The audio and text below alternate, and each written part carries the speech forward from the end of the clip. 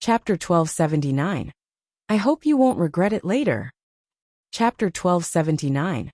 I hope you won't regret it later. Brother.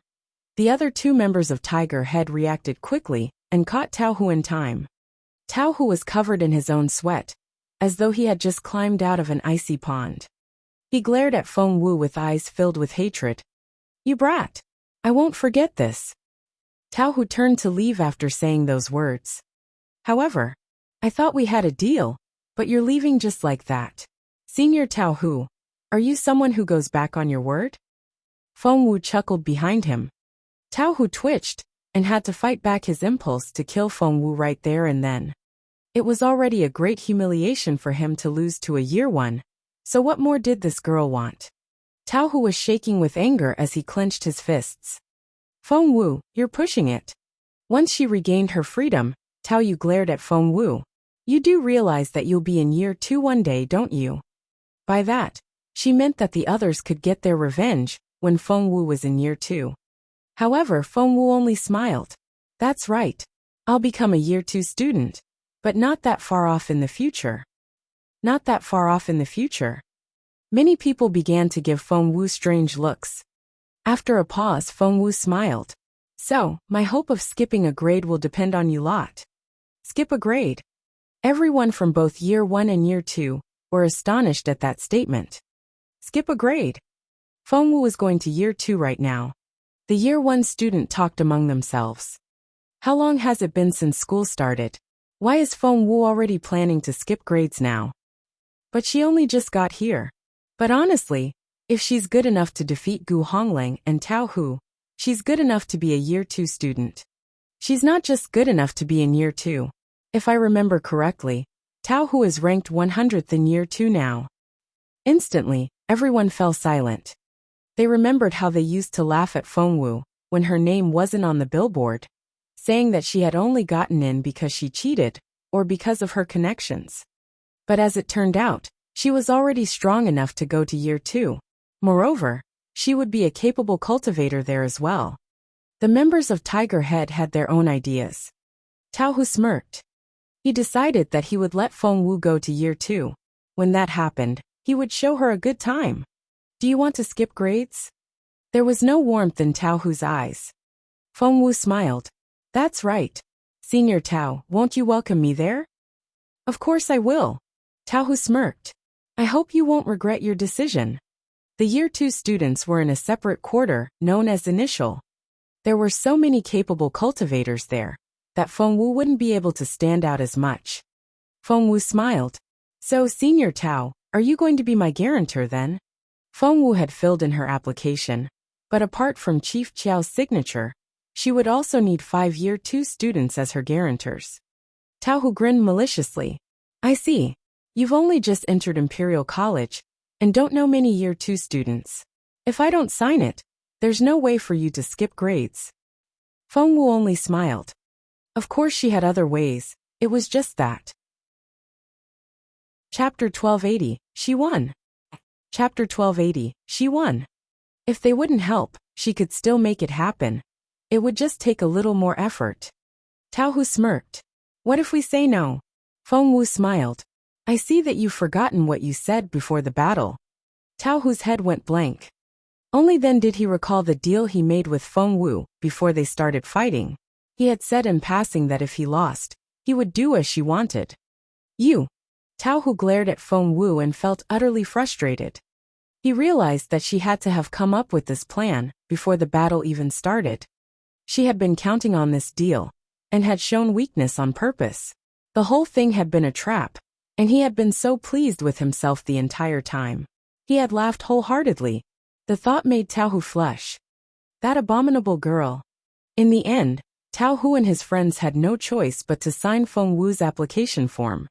5 names were needed, and Tiger Head just happened to have 5 members. It was as though they had come here just for Feng Wu. What a coincidence. Here's one more. Feng Wu took out Chaoga's application form. Feng Wu, you're pushing the limit. Tao Hu was about to leave when he was handed the other form. Feng Wu smiled. Well, since all of you are going to sign your names anyway, one more form won't make any difference. Now just sign it. Poor Lung Hu. Chaoga had crushed her arms earlier, but she still had to sign her name for Chaoga despite the pain. One couldn't begin to describe how frustrated she felt. But Feng Wu won, and their boss admitted his defeat, so what other choice did they have? Tao Hu stormed off with his friends after they signed their names. Only then did the Year 1 students realize what had happened. Wow! Feng Wu won. God! She really did. This is the first time a Year 1 student has ever defeated a Year 2 student, isn't it? I'm so proud of Feng Wu. Tao Hu and his people were so arrogant at first, but Feng Wu defeated them all. She's amazing. She's so amazing. Some of the Year 1 students hadn't been convinced by Feng Wu's capability before, but they changed their opinion now. Feng Wu slowly walked up to Tao Yu, crouched down, and stared at her. Tao Yu had set herself against Feng Wu because of her older brother in Year 2. However, even he had been defeated now, so she had no choice but to surrender. I. Tao Yu seemed utterly flustered when their eyes met again. And before Feng Wu said anything, Tao Yu apologized first. After that, Guanjing apologized as well. Feng Wu then casually turned to Feng Sang. Feng Sang lowered her head and didn't dare look at Feng Wu. The moment Feng Wu defeated Tao Hu, no one would ever doubt that she was the top student in Year 1. Even by Year 2 standards, she was no longer a nobody. No one had any reason to challenge her anymore. Feng Wu asked Chaoga, "How are you holding up?" Chaoga had suffered a lot of external injuries, but the supreme-level medicine Feng Wu had given her was very effective, and she was mostly recovered by now. But Feng Wu still shook her head and asked Gong Sunqing to take Chaoga away to get some rest. When she walked past Rong Shixin, Feng Wu said, "I owe you one," because Rong Shixin had stood up for Chaoga and tried to save her at the critical moment. Chapter 1281. Initial. Chapter 1281. Initial. Feng Wu didn't care why he had tried to help, or whether or not he succeeded. She felt grateful all the same. Feng Wu said she owed him one. Rong Shixin was dazed and felt conflicted. It hadn't been very long ago that he considered Feng Wu just another junior classmate with a promising future. But before he knew it, Feng Wu had killed Xianyuan Yi and become the top student in Year 1. And now, she had defeated Tao Hu, proving herself to be as capable as a Year 2 student. Even he, who had once been first in Year 1, had to look up to her now. Sure. Rong Shixin gave her a wry smile. He glanced at Si Yuan as he smiled. Compared with Si Yuan, Rong Shixin thought that he had done a better job of accepting reality. What he didn't foresee was how this favor from Feng Wu would change his life. Feng Wu left after saying those words. "Xiao Wu, where are you going?" Chaoga asked involuntarily. Feng Wu waved the application forms in her hand and smiled. The Year 2 quarter, of course. She was already a few hundred meters away after those words. All the Year 1 students were baffled. The next second, they all looked at Chaoga. Is Feng Wu really skipping grades to Year 2? I thought we couldn't do that until the end of a term. Feng Wu just offended Tiger Head. If she really skips to Year 2, I'm sure they'll give her such a hard time. Everyone was talking at the same time. Some were worried while others were curious. The members of Tiger Head stormed off toward Initial, the territory of the Year 2 students. "Brother, I can't stand this." Gu Hongling looked at Tao Hu. Tao Hu was furious as he clenched his fists and his eyes turned bloodshot red. "I won't forgive her for what she did." Tao Hu gritted his teeth. "Does she want to become a Year 2 student? Fine. I'll give her what she wants." Tiger Head had already been established for a few years and had gained a reputation. They were confident that once Feng Wu came to Year 2, they could make her life a living hell. "Who are you talking about?" They heard a cheerful voice behind them when they were still discussing angrily among themselves.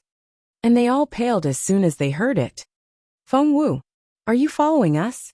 Lung Hu glared at Feng Wu. Feng Wu smiled and nodded, looking very sincere. "That's right." Lung Hu said, "We've done as you asked. What more do you want?" Feng Wu only smiled. "I won't be able to get into the Year 2 area without a guide. Of course I have to follow you people." "Are you going there now?" "That's right." I need Chief Chiao's seal on these forms. Feng Wu waved the application forms in her hand. There was a deadline to her trial. If she couldn't finish it within the next 10 days, her broken star piece would be gone forever. Leng Hu stared at Feng Wu. Her friends all looked alarmed as well. As far as they knew, Chief Chiao wasn't exactly a just leader. Apart from being biased toward those he considered his own, he also favored the more talented students. Feng Wu had shown so much potential at such a young age, and was bound to have a promising future. She was just the type that Chief Chiao preferred. The members of Tiger Head couldn't stand the idea of Feng Wu joining Year 2 and becoming a favorite of Chief Chiao. However, could they refuse to take her there? Of course they couldn't. Hence, after much hesitation when they reached the entrance of Initial, Tao Hu still led Feng Wu inside. Chapter 1282. Aren't you afraid that she'll get back at you? Chapter 1282. Aren't you afraid that she'll get back at you? Year 1 students were the only ones that didn't have an area of their own. Starting from Year 2, each year had their own territory. This area known as Initial was created when an unknown master cracked the space open. From above, one could see that the entire Initial consisted of a mountain. Grotesque stones protruded out of various peaks, and everywhere one turned, the ground was covered with thick growth, the foliage so thick it blocked out the sun. The teaching buildings and dormitories were scattered over the slopes. The members of Tiger Head didn't want to hang out with Feng Wu after they led her inside. So they quickly walked away, leaving her behind all by herself. Feng Wu rubbed her nose and realized that she would need a guide here, since she didn't know her way around. She quickly glanced around the area. Soon, she saw someone passing by. Since it was so hard to find a passerby, Feng Wu decided that she should grab this chance. So, she quickly ran after the person. It was a teenage boy in a green robe, which made him blend into the background. He was moving so fast that Feng Wu almost lost track of him. But Feng Wu was as persistent as ever. If she wanted to get something done, she would stick to it to the end. Whoosh! Activating Phoenix Dance, Feng Wu moved as fast as she could. The green-robed teenager was on his way back to his dormitory after practice, when he noticed that he was being followed. He was amazed at the fact that someone would dare follow him in Initial. How interesting! He exerted more power and quickened his pace, thinking that he could easily throw the person off. However, the person behind him moved faster as well, and was still following him. Frowning, the green-robed teenager looked over his shoulder, trying to see who was bold enough to offend him here. However, he stumbled as soon as he saw her face and almost tripped. What a beautiful girl! She had exquisite features and was stunningly beautiful, but she was only a teenager now. In a few years, no one would be able to resist her beauty. Ahem! Despite his astonishment, the green-robed teenager kept his expression very serious.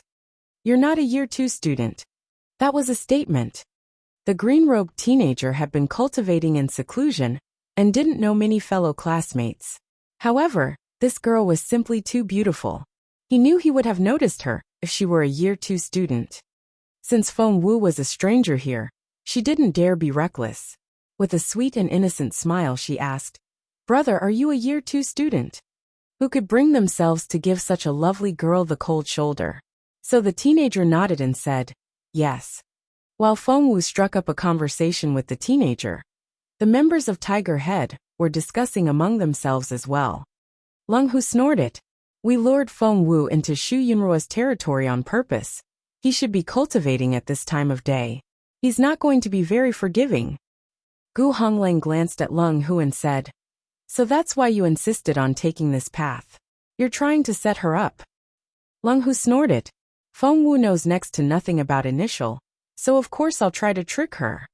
Gu Honglang asked, "Aren't you worried that she'll get back at you later?" Leng Hu smirked. "Get back at me? She'll have to survive an Initial first. Plus, I have a feeling that Shu Yunruo won't forgive her that easily." Gu Honglang suggested, "Shall we go back to our place now instead of waiting here?" Chapter 1283. Why are Feng Wu and Shu Yunruo going up the mountain together? Chapter 1283. Why are Feng Wu and Xu Yunrua going up the mountain together? As for what they were waiting for, they wanted to see Feng Wu humiliated, of course. Sure. The other members of Tiger Head nodded happily as well. Xu Yunrua is one of the top 5 students in year 2, and if Feng Wu offends him, Meanwhile, Feng Wu was chatting with Xu Yunrua. Who are you? And what are you doing here at Initial? Xu Yunrua stared at Feng Wu with his piercing eyes. Feng Wu told him the truth. I'm here to see Chief Qiao. Those people of Tiger Head led me in and left me here. I have no idea where to find Chief Qiao. She wasn't dumb and could see immediately that Xu Yunrua was too powerful a cultivator for her to mess with. She saw how dangerous it would be if she disturbed his cultivation practice. She had seen through Leng Hu's plan. So, she gave Tiger Head up without hesitation. Meanwhile, she was also trying to find out how powerful this teenager was among his fellow Year 2 students. Tiger Head. Xu Yunrua snorted. Do they think they're good enough to trick me? Interesting. Feng Wu said. Brother, could you please take me to Chief Qiao? I really need to see him now. According to her estimation, Tao Hu was ranked around 100 in Year 2. Judging from this teenager's tone when he talked about Tiger Head, he should be a lot more capable than Tao Hu. Since Feng Wu was new here, she knew that anyone could try to trick her, so she decided that she should get all the help she could find. Xu Yunrua stared at Feng Wu with his emotionless eyes. This was the first time that a girl dared to make a request of him. That was bold. To Year 2 students, Xu Yunrua was an unapproachable creature. Brother, can you please help me? Feng Wu's beautiful eyes twinkled like stars, and anyone who looked into them would forget about everything else and say yes. Even someone as cold as Xu Yunrua couldn't help but frown. Feng Wu knew that she would have to face some difficulty before meeting Chief Qiao, and with this senior around, things would be much easier for her. Hence, she looked at him with the most pitiful expression on her face. Fine. Xu Yunrua rubbed his forehead. I'm on my way to Chief Qiao myself. I'll take you there. Wow. Really? Feng Wu's eyes lit up in pleasant surprise. Thank you, senior. May I have your name? I'll keep you in my prayers. No need. Xu Yunrua shook his head. He didn't know why he said yes either. Usually, he was all about keeping to himself and kept his distance from the other students. However, something about this girl made him want to get close to her. What a strange girl, thought Xu Yunrua. As expected, on their way up the mountain, Feng Wu saw that the roads were heavily guarded. Without Xu Yunrua, she would never be able to pass through, let alone meet Chief Qiao. Meanwhile, in the distance. What? Am I seeing things? Is Feng Wu going up the mountain with Xu Yunrua now? No, you're right. We can all see it. That's impossible. Xu Yunrua has always been so arrogant and unapproachable. Not only didn't he punish Feng Wu, he's also chatting happily with her as well. That's right. And he's taking Feng Wu to Chief Qiao with a smile on his face. Chapter 1284, Unexpected Treatment. Chapter 1284, Unexpected Treatment. All the members of Tiger Head were dumbfounded. They looked at one another in disbelief, and were all astonished. Maybe they already know each other. Leng Hu could only try to deceive herself with those words. Feng Wu had no idea that Tiger Head was still tracking her. Right now, she was trying to figure out what to say next. As a Year 1 student, it wasn't easy for her to get into Initial. It was common knowledge that the top student in Year 1 was qualified to enter Initial, but only once a year. Feng Wu was using her only opportunity this year, and if she couldn't get it done this time, she would have to wait another year if she wanted to come here again. Hence, she decided that she had to succeed this time. Soon they arrived at the top of the mountain. The top of the mountain wasn't very spacious, but a quaint, 100-square-meter courtyard had been built there. The courtyard was surrounded by precipitous cliffs on all sides, and the thick mist in the valley made it impossible to see the bottom, which further reflected how unfathomably formidable this place was. With Xu Yunrua at her side, no one asked Feng Wu any questions, and they arrived at the top of the mountain without running into any obstructions. Outside the courtyard, young Master Yunrua. 2 guards stood outside the courtyard, and they greeted Shu Yunrua when they saw him. Shu Yunrua nodded at them. Is Chief Chiao inside? The two guards said yes. Because it was Shu Yunrua, no permission was needed, and the two of them walked in directly. Chief Chiao was sitting in the yard with a book in one hand and a cup of tea in the other. The teacup was transparent, and one could immediately see the green tea leaves within. Their color was vibrant, and they floated in the water, looking very pretty. Chief Chiao raised his eyebrows when he saw Shu Yunrua. Yunrua, to what do I owe this honor? Shu Yunrua had become one of the top 5 students a few years after he entered year 2. Thus, Chief Chiao had been giving him a lot of attention. Shu Yunrua remained as indifferent as ever in front of Chief Chiao. He only gave the chief a nod before looking at Feng Wu. Now that he had brought her here, she was on her own. Shu Yunrua turned to leave. Chief Chiao was confused when he saw Feng Wu walk out from behind the boy. He found the girl familiar and wondered if they had met before. And you are? Chief Chiao put down his book and gave Feng Wu an unhurried glance. Hello, Chief Chiao. I'm here to apply to skip grades. Feng Wu handed Chief Chiao the application forms as she spoke. She secretly hoped that Chief Chiao hadn't heard anything bad about her from Qiaoyi yet. Otherwise, she might fail this mission. Skip grades. Chief Chiao glanced at the application forms to find the signatures of Chief Yu and 5 year 2 students on them, and he raised his eyebrows. He then read the content in the achievements since enrollment column, and his eyes widened. Since becoming a student here 3 months ago, she rose from a level 4 spiritual grandmaster to level 9, killed Xianyuan Yi, and took first place on the billboard. All her achievements were listed there, and any one of them would make a person's eyes widen. Chief Chiao had been indifferent to Feng Wu at first, but after reading her resume, he became intrigued.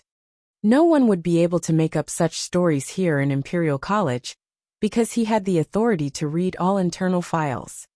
You've risen from level 4 to level 9 of the spiritual grandmaster stage in as short a time as 3 months. Is that true?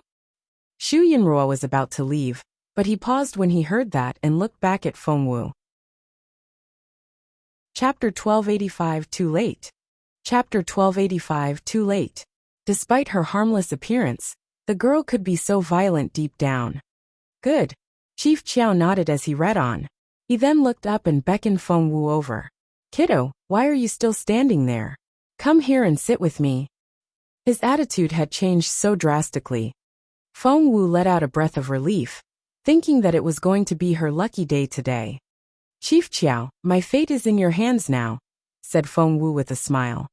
Chief Chiao said grumpily, my year has no reason to turn away a student as excellent as you. Dong, bring me my seal. Dong was a year 2 student, and was currently working as Chief Chiao's personal assistant. She soon came back with the chief's seal, and handed it to Chief Chiao with a smile. Chief Chiao said amicably, Feng Wu, be a good student here. Bring initial honor now, and initial will be proud of you in the future. Thank you, Chief Chiao. Feng Wu stared at the seal in his hands. She wished the man would stop babbling, and put the seal on the form already. Still holding the seal, Chief Chiao turned to Shu Yunrua and said, Yunrua, Xiaowu will be the youngest student here, so keep an eye on her and make sure no one picks on her. Got it? Shu Yunrua, who had always looked so unapproachable, actually nodded. That was a surprise. Chief Chiao smiled, and was about to put his seal on the application form when, Dad! They heard a shriek. That voice. Chief Chiao put down the seal, looked up, and found his daughter at the door. Dad! Qiaoyi rushed in, panting with flushed cheeks after all the running. Chief Chiao was concerned. Why are you in such a rush? What's wrong? Qiaoyi spotted Feng Wu as soon as she walked in. She couldn't stand to be in the same room as the girl. Qiaoyi snorted, walked up to Chief Chiao, and took his arm. Dad, come with me. I need to talk to you. Chief Chiao waved his hand. Why the rush? Let me put the seal on first. Chief Chiao wanted to put his seal on the application form first, so that he could see Feng Wu and Shu Yunrua on their way. That way, he would be able to talk to his daughter alone. Dad! Qiaoyi would never let her dad put his seal on the form, so she tried to drag him away. Chief Chiao had always doted on his daughter. Since Chiao Yi wouldn't relent, he could only give Feng Wu a wry smile and let his daughter drag him away. Chiao Yi burst into tears as soon as they went to the other room. Hearing the broken sobs coming from the other room, Xu Yinrua glanced at Feng Wu suspiciously. Did you offend her before? Feng Wu shrugged. I slapped her the other day. Even someone as unperturbed as Xu Yinrua couldn't help but open his eyes wider when he heard those words. He then cleared his throat and gave Feng Wu a thumbs up. He had thought that she was a harmless little thing, but as it turned out, she was anything but harmless. However, that only made Xu Yinrua even more intrigued. In the other room, Dad, this Feng Wu is abominable. Before she came to Imperial College, and after she got in. Chapter 1286 Leave. Chapter 1286 Leave. She's the worst student ever. Holding her father's arm, Chiao Yi trashed Feng Wu with the worst slander she could think of until Feng Wu sounded like the worst student alive. Chief Chiao was frowning the entire time without saying a word. Chiao Yi cried out, Dad, she hit me. That statement set her father off. Chief Chiao asked, what did you say? Chiao Yi cried like a pretty flower in the rain. Dad, it happened the other day in the Year 1 office. Feng Wu. It was Chiao Yi's coup de grace. She accused Feng Wu between broken sobs, making the latter into this domineering girl who had been abusing her power. Feng Wu had given Chief Chiao a good impression at first, but after Chiao Yi's repeated slander, Chief Chiao changed his opinion of Feng Wu as well. Is she really that kind of person? Chief Chiao frowned. Seeing that her father had wavered, Chiao Yi went on crying, making more excuses. I've been getting along so well with young Lord Feng, but Feng Wu intervened, and now, young Lord Feng won't even talk to me. She must have said some bad things about me behind my back. Feng Wu would be dumbfounded if she heard that. Since when did Chiao Yi get along well with Feng Sun, and when did she ever intervene? She had never slandered Chiao Yi in front of Feng Sun. To be more precise, she had never talked about this woman in front of him. However, because Feng Wu didn't know what Chiao Yi had been saying about her, she couldn't come to her own defense. It just so happened that Chief Chiao would become this completely unreasonable old man. Whenever it came to Chiao Yi, he could be unbelievably biased. He flared up as soon as he heard that Feng Wu had hit Chiao Yi. An hour had passed by the time Chief Chiao and Chiao Yi came out of the room. Feng Wu realized that something was wrong as soon as she saw the look on Chief Chiao's face. She was right to assume that, since Chief Chiao immediately gave his verdict. He pushed the application forms back to Feng Wu. Feng Wu's heart sank, but she looked undisturbed when she asked, Chief Chiao, what's that supposed to mean? Chief Chiao smirked. This isn't the place for a student like you, so please leave. He rejected Feng Wu's application. Feng Wu's pretty face darkened. She frowned and stared at Chief Chiao. Chief Chiao stared back at her and ordered, Feng Wu, I think you should be on your way. Feng Wu smirked. I now see what kind of person you are, Chief Chiao. Chief Chiao glared at Feng Wu. He believed that with his power, Feng Wu should already be on her knees and begging for forgiveness. However, the girl only stared back at him. Chief Chiao asked, what kind of person am I then? Feng Wu smirked. You're biased, opinionated and subjective, and abuse public power to retaliate against your personal enemy. I'm very disappointed. Feng Wu promptly turned to leave. Stop right there. Chief Chiao wouldn't take the criticism lying down. Feng Wu turned around and sneered at him. You believe everything Chiao Yi says without asking a single question. What would you call that if not biased and opinionated? You don't deserve to be the chief of Year 2. You. Chief Chiao almost had a heart attack. He had always considered himself the king of initial, and all his commands should be carried out without question. No one had ever dared defy him, let alone do it in front of other people. In other words, the unchallenged Lord of Initial had just been humiliated by Feng Wu. Chapter 1287 Skip Grades? In Your Dreams. Chapter 1287 Skip Grades? In Your Dreams. Chief Chiao shook with anger. Pointing at Feng Wu with a trembling finger, he said, No wonder Chiao Yi says you're so sharp-tongued. That's how you were able to talk yourself out of that cheating incident. Did you just say that I cheated in my exam? Feng Wu smirked.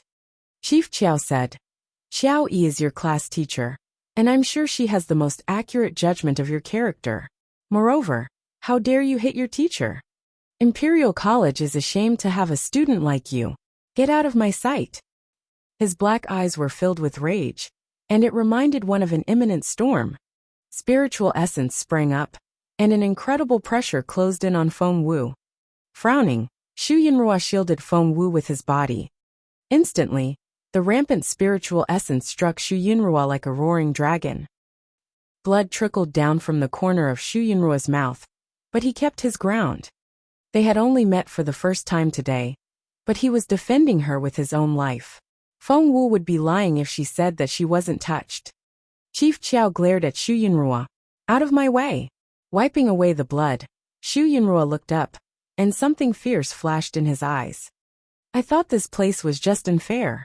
Chief Chiao's eyes grew colder as he glared at Xu Yunrua. Xu Yunrua wouldn't give in, and kept his unblinking gaze on Chief Chiao as well. As the most talented teenager of Initial, he had his own pride and principles. Infuriated, Chief Chiao activated even more spiritual essence, which rushed toward Xu Yunrua. As the chief of the year, he wouldn't be threatened by a teenager. Feng Wu cursed inwardly when she saw what was going to happen. Hear me out. Feng Wu stepped out so that Xu Yunrua was behind her, and she looked Chief Chiao in the eye. The look in her eyes was as sharp as an icy blade, which intimidated everyone. She was by no means the most powerful cultivator here, but just by standing there with her clothes flapping in the wind, she already reminded the others of a goddess of war. Even Chief Chiao was intimidated by her cold eyes. Staring at Chief Chiao, Feng Wu racked her brain. Chief Chiao wouldn't give her any chance now, and had just told her to leave. What was more, he had the right to make that decision. I don't want to hear anything you have to say, Chief Chiao said impatiently, and waved her off. Miss Feng, please leave. Dong walked up to Feng Wu with an expressionless face, and a grim look in her eyes. Feng Wu glanced at Dong. Suddenly, her eyes lit up and she looked enlightened. Dong had an ominous feeling when she saw this, and she stared at Feng Wu. But before she could say anything, Feng Wu had walked up to her, and whispered something in her ear. Dong paled suddenly, and she looked both enraged and terrified when she stared at Feng Wu. Feng Wu only gave her a half-smile. Senior Dong, would you please tell Chief Chiao that? The entire time, Feng Wu remained completely unperturbed. Dong, on the other hand, clenched her fists. After throwing another dirty look at Feng Wu, she walked back to Chief Chiao. Chief Chiao only smirked. I don't care what connections you have. Feel free to have Mr. Feng speak up for you. Xiaoyi gloated and gave Feng Wu a taunting look. You want to skip grades? In your dreams. Chapter 1288. She saw through him. Chapter 1288. She saw through him. Xiaoyi was determined to keep Feng Wu in year 1 under her watch, so that she could do whatever she wanted to her. Seeing the taunting look on Xiaoyi's face, Feng Wu only smiled calmly. Dong walked up to Chief Chiao, and whispered something in his ear. Instantly, Chief Chiao's face darkened, and he looked more awful than a cloudy sky. Judging by his reaction, Feng Wu knew that she had guessed right. She grinned. I heard that there's an exception in Initial. If I can successfully pass a series of trials, I can join year 2 even without your permission. Is that true? Chief Yu was the one who had mentioned it to Feng Wu beforehand. How wise that woman was. Chief Chiao glared at Feng Wu with eyes that could freeze water into ice. Feng Wu only smiled as mildly as ever. Chief Chiao took a deep breath. Only now did he realize that this girl wasn't as easy to handle as he had assumed. If he didn't do something now, she might expose one of his biggest secrets. At that thought, Chief Chiao smirked. If you're bold enough to take that challenge, be my guest. The trials will be ready for you in 7 days.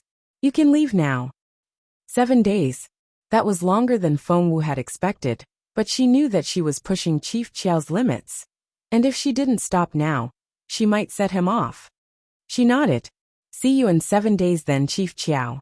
Feng Wu turned to leave after saying those words. As she walked away, she could hear Qiao Yi's angry and unreconciled voice. Why did you give her permission to take the challenge? All her fame is fake. She cheated. Dad, why didn't you say no? Why are you letting her do it? Feng Wu grinned and laughed inwardly at the naive Qiao Yi. That woman knew nothing. Xu Yinruo walked down the mountain with Feng Wu. As usual, he was silent. Feng Wu couldn't help but glance at him. He had protected her for no reason, and she felt compelled to return that favor. Feng Wu smiled at Xu Yinruo. Senior Xu, are you sure you're going to be alright for offending Chief Qiao like that? Xu Yinruo only glanced at Feng Wu without saying anything. Feng Wu bit her lower lip. Won't he try to get back at you? Looking up at the sky, Xu Yinruo said quietly. I'm from the Gongshu family of Taiyuan. The Gongshu family of Taiyuan? Feng Wu immediately saw the light. It was one of the 9 major clans that used to rank somewhere in the middle, but which had been rising in status in the last few years. She was amazed that the first person she found to ask for directions was someone of the Gongshu family. So are you using an alias now? Feng Wu asked curiously. It's my mother's maiden name. Xu Yinruo only realized how much personal information he was telling her after he said those words. That was so strange, because he had always been a private person. After all these years in initial, Chief Qiao was the only person who knew his background. He couldn't understand why he was telling the girl so many things. There was something about this girl that would make one spill their secrets. At that thought, Xu Yinruo threw a dirty look at Feng Wu. Baffled, Feng Wu rubbed her nose and wondered what that was about. Xu Yinruo walked Feng Wu to the main road and told her, just follow the road. He left after giving Feng Wu the direction.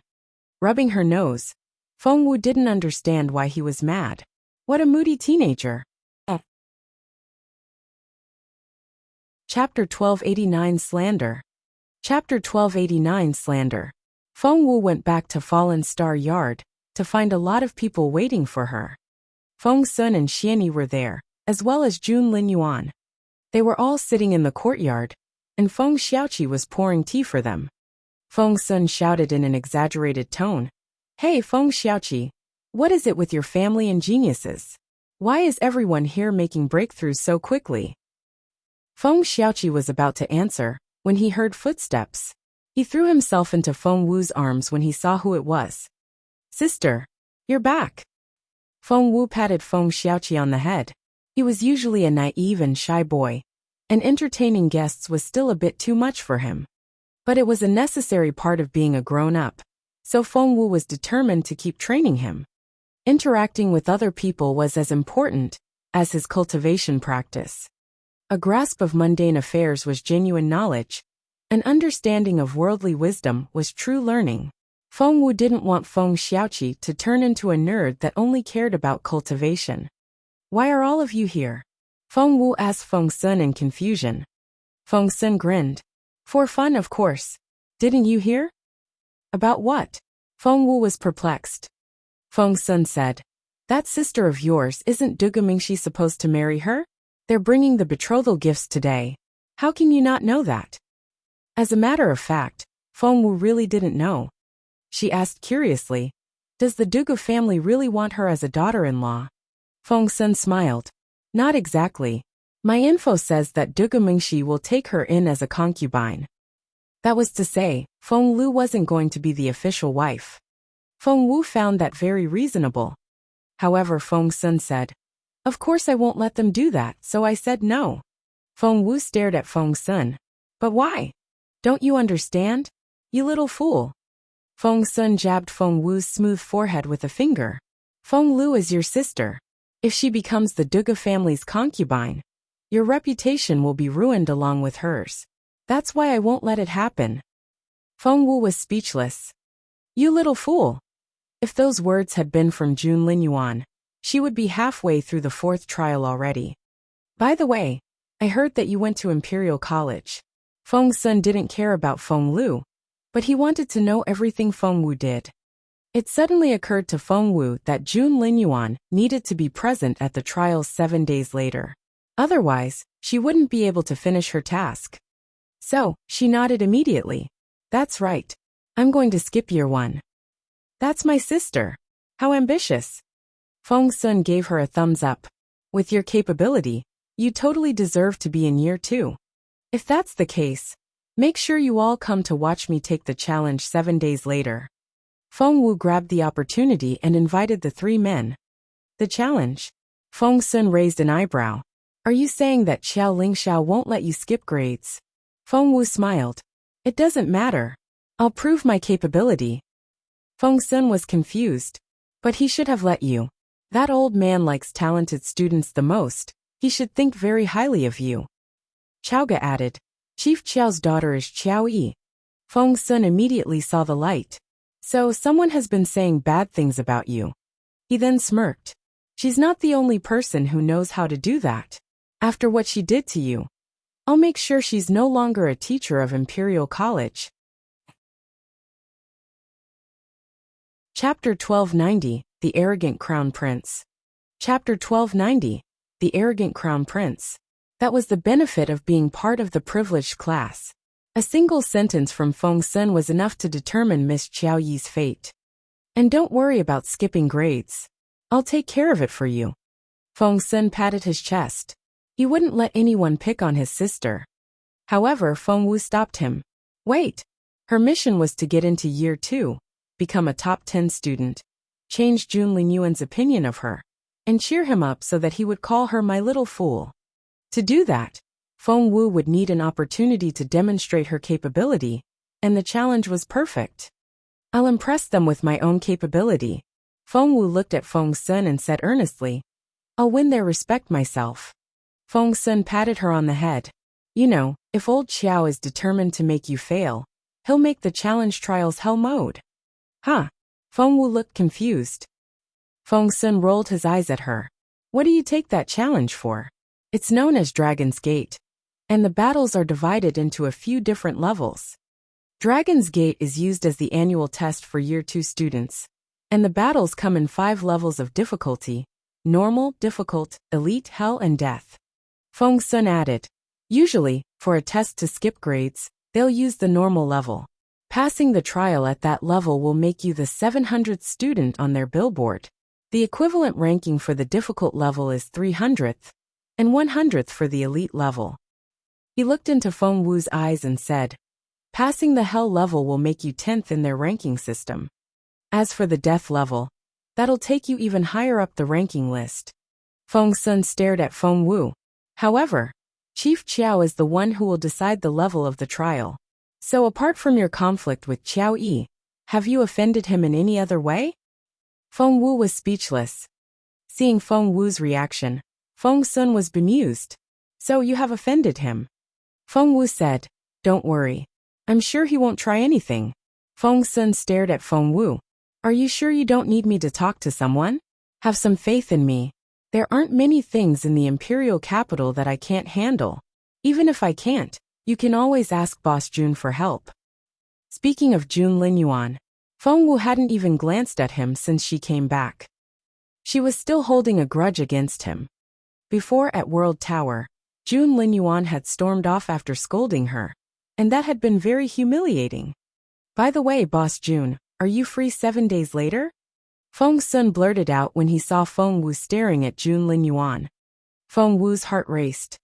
She didn't care about other people, but Jun Linyuan had to be there. Otherwise, she would fail her mission. No. The Crown Prince stared at Feng Wu, and something seemed to flicker in his eyes. What? Feng Wu's stomach lurched. Was Jun Linyuan not going to go? But he had to. Feng Wu tugged at Feng Sun and winked at him.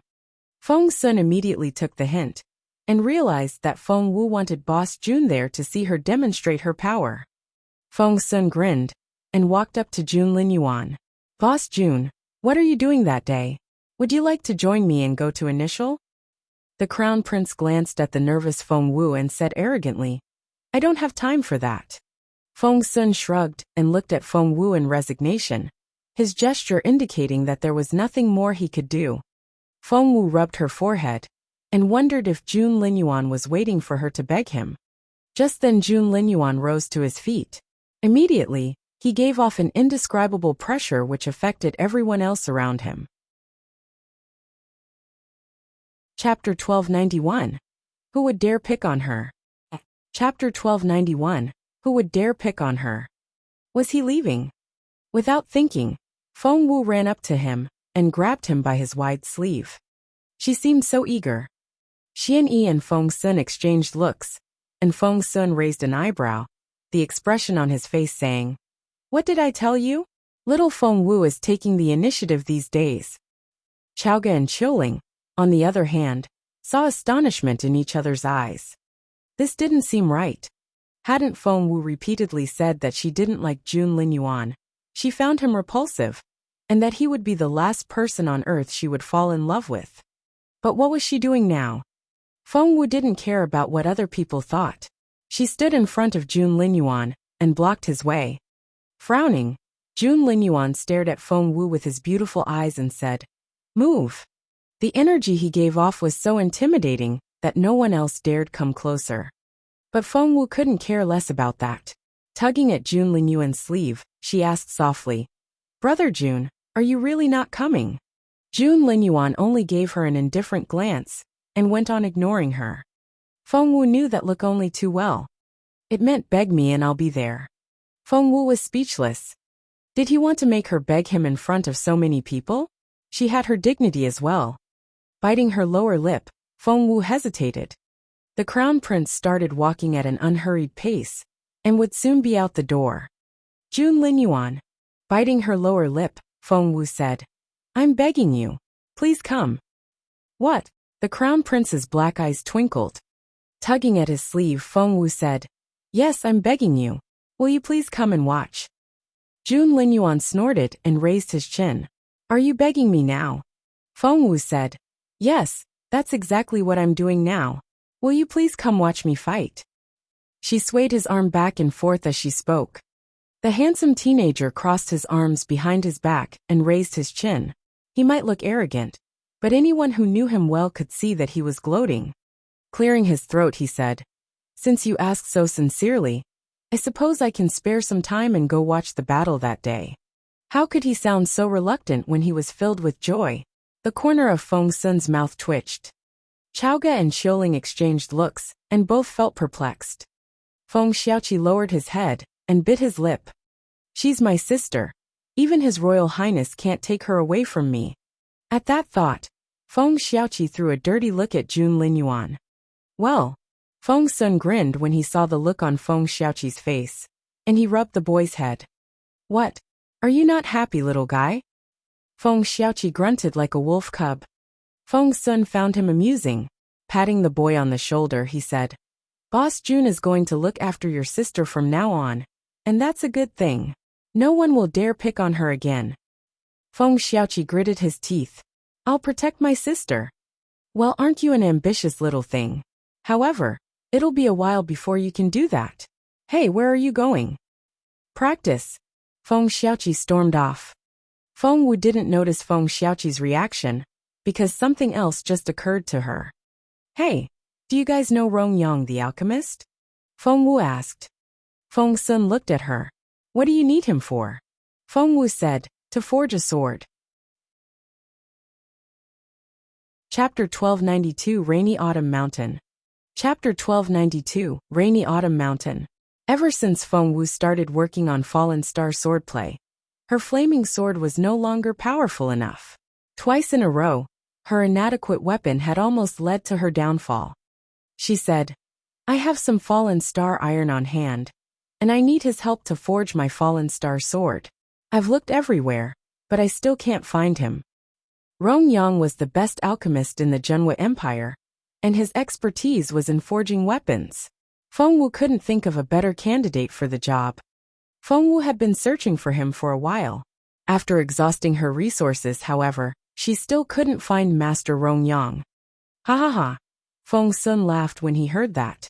"Of course you can't find him because—" Jun Linyuan glanced at Feng Sun, and the latter immediately shut up. "Ahem." Feng Sun tried to cover up his embarrassment by clearing his throat.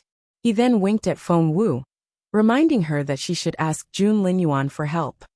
Given how smart Feng Wu was, she immediately took the hint. "So, does your Royal Highness know where Master Rongyang is?" Feng Wu asked eagerly as she tugged at Jun Lingyuan's sleeve. Fallen Star Sword. If the master could forge one for Feng Wu, she would have a much better chance of getting through Dragon's Gate. At that thought, Feng Wu went on giving Jun Lingyuan pleading looks. No man could turn away from those eyes, especially when the man was in love with her. However, the arrogant crown prince wouldn't let his expression betray him. There was a big frown on his handsome face when he said, Master Rong Yang will only meet those he think he can bond with. I'm sure I can bond with him.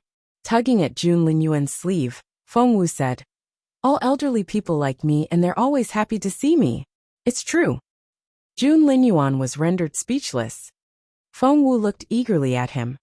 In the end, the crown prince surrendered to her pitiful eyes. Get me some pen and paper. No problem. Excited, Feng Wu ran away before coming back almost immediately, with all the stationery Jun Lingyuan needed. He then glanced at Feng Wu, and she immediately took the hint. Rolling up her sleeves, she started rubbing the ink stick on the inkstone. Picking up a writing brush with his right hand, Jun Lingyuan started painting. Before long, he had finished a painting of rainy autumn mountain. He then put the writing brush down, crossed his hands behind his back, and walked away. Feng Sun and Xianni followed him with wry smiles on their faces. Chaoga was bewildered as she watched them leave. What does His Royal Highness mean by this? Instead of giving you an address, he drew a picture? Feng Wu was equally baffled and couldn't look away from the painting. Jun Lingyuan kept walking, and Feng Sun quickly caught up with him. Boss Jun, that painting was so vague. How is little Feng Wu supposed to guess what you mean? Xianni shook his head as well. If they hadn't known the address already, they wouldn't be able to guess the answer either. However, the crown prince only raised his chin and grunted slightly. She'll figure it out. Feng Sun smiled bitterly. Boss Jun, not everyone is as smart as you are. I bet you that little Feng Wu won't be able to get the answer. Xianni thought the same, because without the right hint, one might never guess the address. Feng Wu carefully studied every inch of the painting. Rainy autumn mountain. Jun Lingyuan was a great painter. The painting depicted an empty mountain after an autumn rain, and silver moonlight poured into the woods. Chapter 1293. The Crown Prince's Attitude Toward Feng Wu. Chapter 1293. The Crown Prince's Attitude Toward Feng Wu. The atmosphere created by the painting was so profound that before one knew it, they were completely absorbed. Feng Wu hung the painting on the wall, and sat down in front of it with her legs crossed. She then studied it with unblinking eyes. Chaoga and Qiuling tried to make as little noise as possible, fearing that they might disturb Feng Wu. Seeing the way Feng Wu sat there, absorbed in the painting, Chaoga and Qiuling exchanged looks, and left the room, closing the door behind them. Everyone in Fallen Star Yard cared about Feng Wu. Has Miss Wu found the answer yet? Asked Granny Zhao. Qiuling gave her a wry smile. Miss Wu has been sitting there for hours already. Granny Zhao frowned. All we have is a painting. That's so difficult. Qiuling nodded. You don't say. We're supposed to guess the address from a painting alone, without any other hints. That's impossible. Chaoga frowned. If we can't find Master Rong Yang, Xiao Wu won't have a proper weapon, and she may fail her challenge. Qiuling said. A lot of people have already heard that Miss Wu is going to take the challenge. It'll be so humiliating for her if she fails. They were standing by the wall as they chatted, but they didn't know that someone had been eavesdropping on the other side of the wall. Feng Wu, skipping a grade. Master Rong Yang, Fallen Star Sword. It was none other than Zhuo Qingyu. Dugamengshi was here at the Feng Manor for the marriage proposal that day, and Zhuo Qingyu and Duguyamo had tagged along. It just so happened that they overheard the conversation. The two of them quietly went back to their carriage. Duguyamo asked, Is Feng Wu skipping year 1? Qingyu, aren't you in year 2 now? Do you know about this? Zhuo Qingyu took a deep breath. She had been busy with something at home, and hadn't gone to school for a few days. She didn't expect something so major to happen while she was away. I'll ask around. And that was the first thing she did when she went back home. The Zhuo family was well connected, and Zhuo Qingyu was treated like a goddess in initial. She was able to find out everything in no time. In less than an hour, she received the information she wanted. Feng Wu has entered initial. And Xu Yunrua walked her up the mountain. Chief Qiao rejected her because of Miss Qiao Yi. And Feng Wu is taking the Dragon's Gate challenge in 7 days.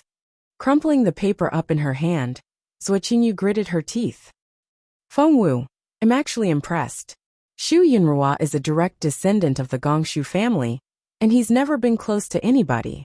Why did he show you the way the first time he met you? What's your relationship with him?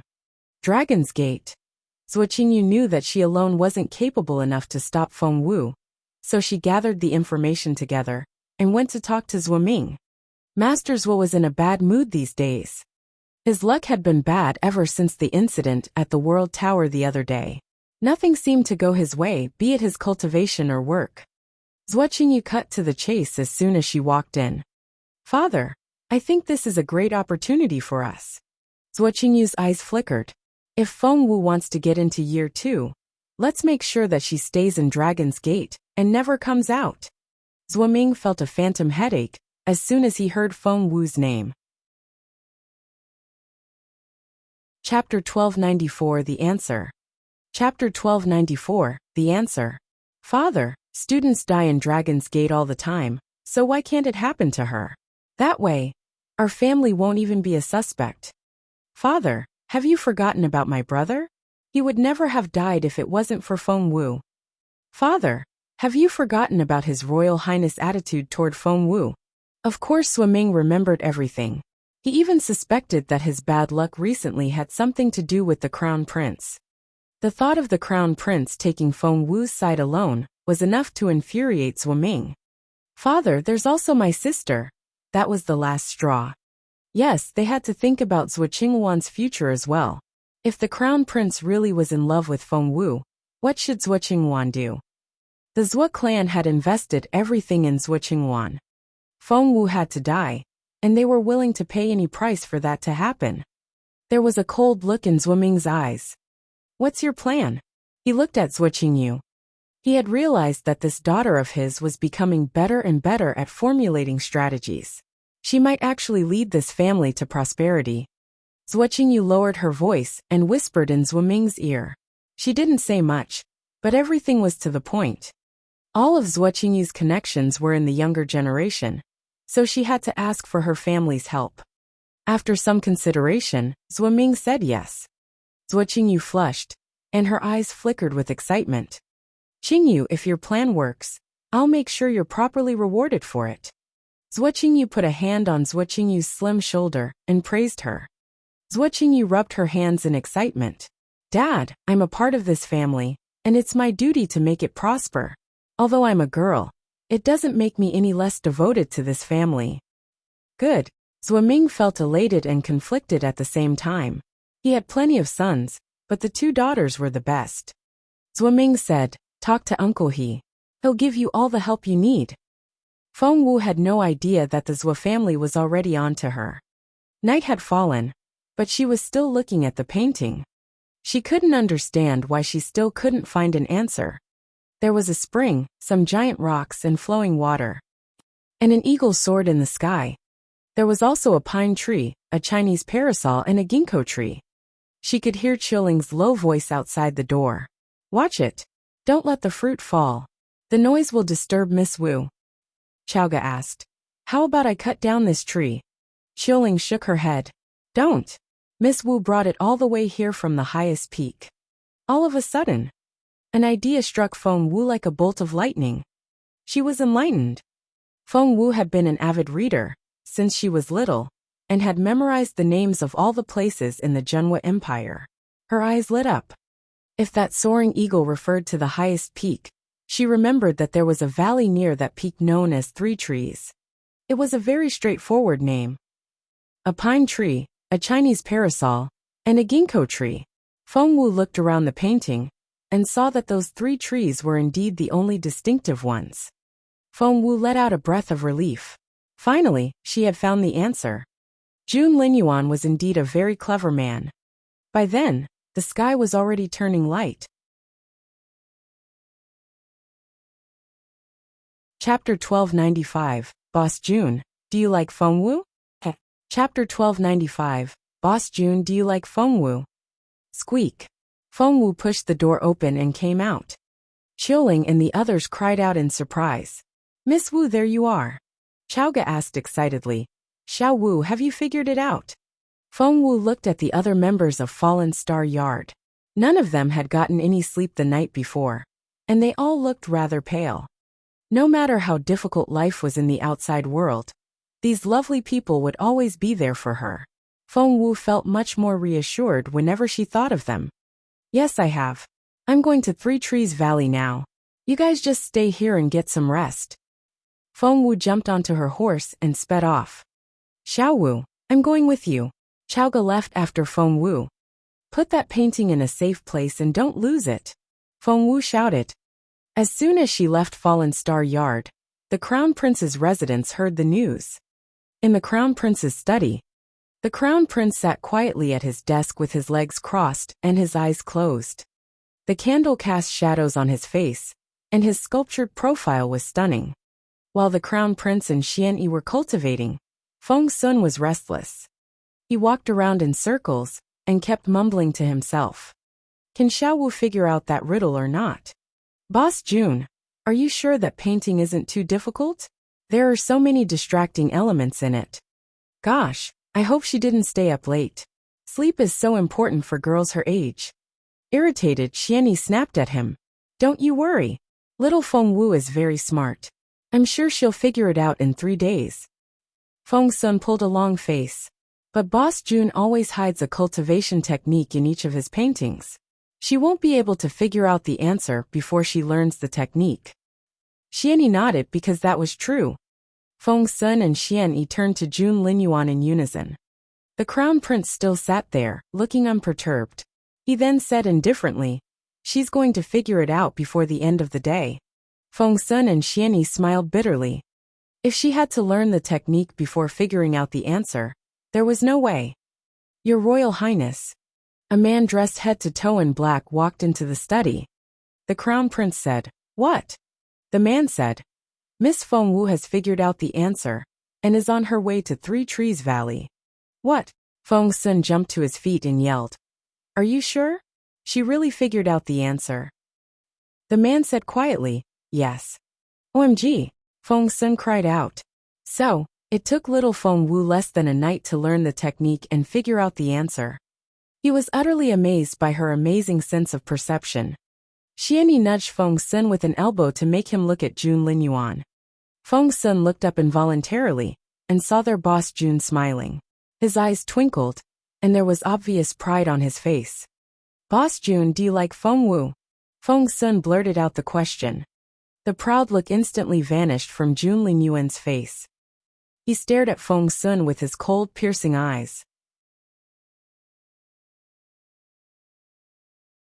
Chapter 1296, Luckily it was her. Chapter 1296, Luckily it was her. Get out of my sight, both of you. Crossing his hands behind his back, June Linyuan left the study while Feng Sun and Xianyi looked at each other in bewilderment. They exchanged looks of amazement. Boss June didn't beat me up this time. Do you want to get beaten up? I don't, but the last time I asked him that question, he reacted much more violently. I think he's handling it much better now. I'll ask him again next time. Despite Boss June's pride, Feng Sun had much more confidence in the couple now. Fengwu had no idea what was going on in the Crown Prince's residence. Right now, she and Chaoga were headed for the highest peak that was known as Grand.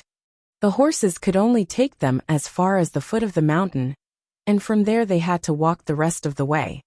Grand was indeed as majestic as the name suggested. Even when they threw their heads back, they couldn't see the peak. The climb up the mountain was strenuous and dangerous, but that didn't stop Fengwu and Chaoga. They started early in the morning and reached the top at noon. Once they were there, they saw a valley on the other side, which was 3 trees. Wait! Fengwu stopped Chaoga, who was about to dash off toward the valley. Chaoga was confused. Fengwu shook her head. Not many people know that Master Rongyang is living in seclusion here, but I'm sure he's set up some sort of defense system. We have to be careful in the woods here. She then gave Chaoga a mask. This mask can stop you from breathing in miasma, as well as neutralize other types of toxins to some extent. After making some preparations, they entered the woods. At first, the ground was mainly covered in bushes, and they could still see the sun. As they went further in, however, the trees grew taller, and the thick canopy blocked out the light. It became dimmer and dimmer. Something feels off. My heart is racing. Chaoga looked around, feeling alarmed. Fengwu pointed out, "It's too quiet." That's right. Realization struck Chaoga. It's way too quiet. We should at least hear some birds or animals, but nothing has made any noise. This silence is so creepy. Why is that? Studying the plants, Fengwu narrowed her eyes. You'll soon find out. Huh? Chaoga was confused. Just then, Fengwu grabbed Chaoga's hand and cried out, "Run!" Instinctively, Chaoga followed Fengwu's instruction and took off as soon as she heard her command. She looked over her shoulder a moment later, only to see some bright green poisonous gas rushing toward them. What's this? It's the miasma. Fengwu lowered her voice. We must outrun this miasma. That's the only way we can survive to meet Master Rongyang. These woods form a formation. Luckily, I'm still able to see through it, so just follow me. Fengwu led the way and Chaoga followed close behind. Run, run, run. Chaoga watched as Fengwu made her way straight ahead. There were bushes, streams, giant rocks, and even cliffs in her way, but Fengwu kept pushing forward. Anyone else would have questioned Fengwu's judgment and stopped. Luckily, this was Chaoga. Chapter 1297. Sorry about that. Chapter 1297. Sorry about that. Chaoga had always trusted Fengwu unconditionally. She would jump off a cliff if Fengwu told her to, let alone run through some obstacles. However, it was only after Chaoga had jumped off the cliff that she realized that it wasn't a cliff at all, but a 1-meter-high wall. With Fengwu's guidance, the two of them ran out of the woods in less than 15 minutes. Chaoga looked over her shoulder again and saw that the miasma had vanished. Phew, that was close. Chaoga let out a breath of relief. I would have been dead by now if I were on my own. No, you wouldn't. Fengwu smiled. The miasma isn't lethal. It's more like a threat than a killing weapon. Let's go. Once they were out of the woods, the journey afterward was much easier. After following a wooden plank path that was several kilometers long, Fengwu and Chaoga stopped outside a courtyard. It was a quiet and simple courtyard with a broken plaque above the front gate. They could faintly make out one of the characters on it, which said Rong. It was a 3-tiered courtyard, but they didn't know what it was like inside, because they were stopped at the front gate. Stop! A stalwart man resembling a big tower bellowed at them. With that word, he struck at Fengwu. The power was almost savage enough to split the sky open. Fengwu stumbled back with Chaoga, and only stopped after backing away 7 steps. How savage! With one look, Fengwu saw that the giant was too strong for her to confront head-on. After some calculations, Fengwu realized that she wouldn't be able to withstand 3 strikes from this man. Just then, there were quick footsteps from inside, and someone soon walked up to Fengwu. Hey Fengwu, what are you doing here? It was Zhuo Qingyu. The Zhuo family. Fengwu looked from the dilapidated courtyard to Zhuo Qingyu, and her face turned grim. What are you doing here then? Fengwu retorted. This couldn't be a coincidence. Zhuo Qingyu couldn't just happen to be here on the same day as them. Zhuo Qingyu smiled. My family needs a favor from Master Rongyang, and I thought I could just tag along. Fengwu nodded. Zhuo Qingyu added, Xiao Wu, since we're so familiar with each other, I guess I can let you in on a secret. My family is here to ask Master Rongyang to forge a weapon for us. Fengwu frowned. To forge a weapon? Even a master like Rongyang couldn't make 2 formidable weapons at once. Fengwu only had as little as 6 days left. Was the Zhuo family doing this on purpose? Fengwu bit her lip so hard that it almost bled. Fengwu could control her temper, but not Chaoga. She shoved Zhuo Qingyu. You're doing this on purpose, aren't you? You knew that we were coming to see Master Rongyang, so you came here first. You sleazy bitch. Chao was so angry that she wanted to hit Zhuo. However, Zhuo was a more capable cultivator than Chao was, and she easily pushed Chao away. Slowly smoothing out the non-existent wrinkles in her clothes, Zhuo darted a contemptuous glance at Feng Wu, and her tone was full of ridicule. I see. You're here to ask Master Rong Yang to forge a weapon for you too, right? Sorry about that, but my family got here first.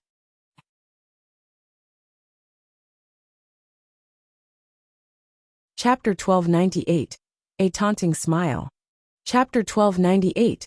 A Taunting Smile. You know, we're not asking the master to forge just any weapon, but a very powerful one. Master Rong Yang has his own rules, and he'll only make one such weapon a year. Since he's going to make one for my family this year, I'm afraid you'll have to come back next year. Please leave now. Zhuo looked at Feng Wu in an arrogant manner and went back inside. She had spoken so fast and left before Feng Wu and Chao could react. She got here first and is taunting us. Only then did Chao realize what had happened, and she looked at Feng Wu in disbelief. Someone had gotten here first, and that idea frustrated Feng Wu as well. However, she soon smiled again. Chao was so anxious and was at a loss over what to do when she saw the smile on Feng Wu's face, which baffled her. Feng Wu patted Chao on the shoulder. Don't worry, just follow me. She then walked to the front gate. Stop! The giant glared at Feng Wu and wouldn't let her pass. Feng Wu smiled. Why did you let her in but not us? Is it because I forgot to pay you? After that, a roasted chicken appeared in Feng Wu's hand. Gulp. Feng Wu could hear the man swallow.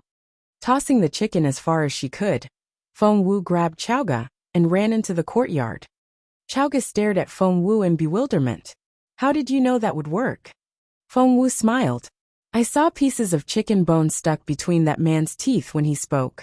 That was why I knew he could be bought. Chao was amazed. She had been standing in front of him with Feng Wu, but she had completely missed that detail, nor had she been able to come up with any solutions. How could there be so much difference in IQ? Stop! A cold voice rang out, and Feng Wu looked up to find an old steward standing in front of them with a stern look on his face. Who are you people? Chao said involuntarily. We want to ask Master Rong Yang to forge a sword. A sword? Yes. Just when Chao thought that the old steward was going to chase them away, he said, If you're going to ask the master, you have to do it properly. Feng Wu sensed a malicious gaze from a window, and she turned around abruptly. As expected, she looked right into Zhuoqing's eyes. It was indeed her. Caught by Feng Wu, Zhuoqing didn't look away. Instead, she gave Feng Wu a taunting smile. Meanwhile, the old steward told Chao, If you want to see my master, come with me. Feng Wu saw the smile on Zhuoqing's face widen. It didn't take a genius to figure out that Zhuoqing was behind this, and this man had to be working for her. The old steward led Feng Wu and Chao to a pile of black sand and said coldly, Move this pile over there to the stove. How much do you need? Asked Feng Wu. All of it by the end of tonight. Finish the job, or get the hell out. The old steward was unbelievably mean. It was so obvious that Zhuoqing had planned this. Turning around, Feng Wu indeed saw the gloating smile on Zhuoqing's face. Chapter 1299 Untitled. Chapter 1299 Untitled. By then, Chao had realized what was going on as well, so she tugged at Feng Wu and said, That stupid woman has already bought the people here, and we'll only humiliate ourselves. Xiao Wu, let's just leave. Chao couldn't bring herself to see Feng Wu get humiliated. However, Feng Wu only smiled. No, we're not leaving. Xiao Wu. Feng Wu said, It's just some black sand, isn't it? We have to show some sincerity if we want to see Master Rong Yang. So let's do this. Chao asked, Xiao Wu, are you sure? Everywhere they turned, all they saw was black sand.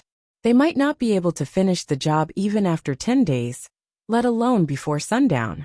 It was an impossible task. Since Feng Wu had a plan, she didn't mind the seemingly impossible mission. She gave Chao a bright smile and said, We need to show them that we really want this. Let's get to work. Zhua Qingyu had been standing by the window the whole time, so that she could laugh at Feng Wu. However, she was utterly dumbfounded when she saw Feng Wu start working without hesitation.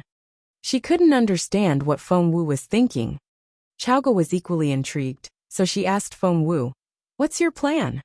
Feng Wu smiled. "Don't worry. It's going to work out just fine." No one could guess what Feng Wu's plan was though. Chaoge said, "But there's so much." Feng Wu asked, "What's so difficult about that?" With the storage bag she got from Jun Linyuan, Feng Wu was able to move all the black sand in one go. The old steward had thought that they would never be able to finish before sundown. That way, he could chase them off and get his reward from Miss Zhua. However, when he came back after just a short trip to the kitchen, all the black sand had been moved to the designated spot. They hadn't even used a basket. "Is there anything else I can do for you?" Feng Wu grinned at the old steward. The old man gritted his teeth. The brighter Feng Wu's smile, the harder he gritted his teeth. "Of course there's more.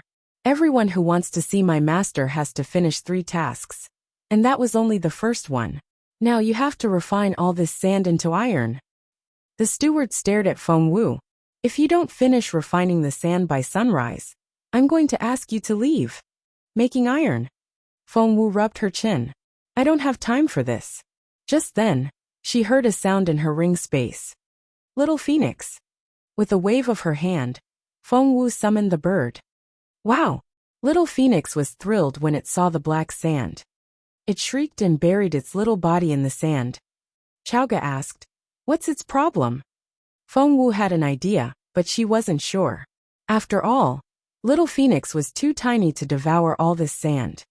However, what happened next amazed Feng Wu. Rustle! The black sand was disappearing as she watched. Hearing the sound, the old man ran out to see what was going on. He then saw the 2 girls standing there, staring at the pile of black sand. He immediately found an excuse to yell at them. "Why are you just standing there? Get to work." Chapter 1300 Untitled. Chapter 1300 Untitled. However, before the old steward could say anything else, the amount of black sand began to decrease as he watched. Why was it decreasing? What was going on? To his astonishment, as the black sand disappeared, refined iron started to appear on the ground, and the iron had clearly been purified with fire. What is going on here? The old steward couldn't believe his eyes. The black sand couldn't just turn into refined iron all by itself. Shrugging, Feng Wu pointed at something in front of them. "See for yourself." The old steward's eyes widened. He saw a small fist-sized bird swallowing the black sand. However, it was doing something else at the same time. As it ate the sand, refined iron came out its other end. The old steward watched this in astonishment. That was impossible. He couldn't believe it. He stared at Feng Wu. This bird can refine the sand just like that. What was more, it didn't even need to take a break. As its beak opened and closed, refined iron just kept coming out of its rear. Before long, there was a whole basket of it. It was the purest refined iron. As a matter of fact, Feng Wu hadn't seen this side of Little Phoenix before either, and it was an eye-opener as well. However, she only smiled mildly and said, "That's how we do it at my place.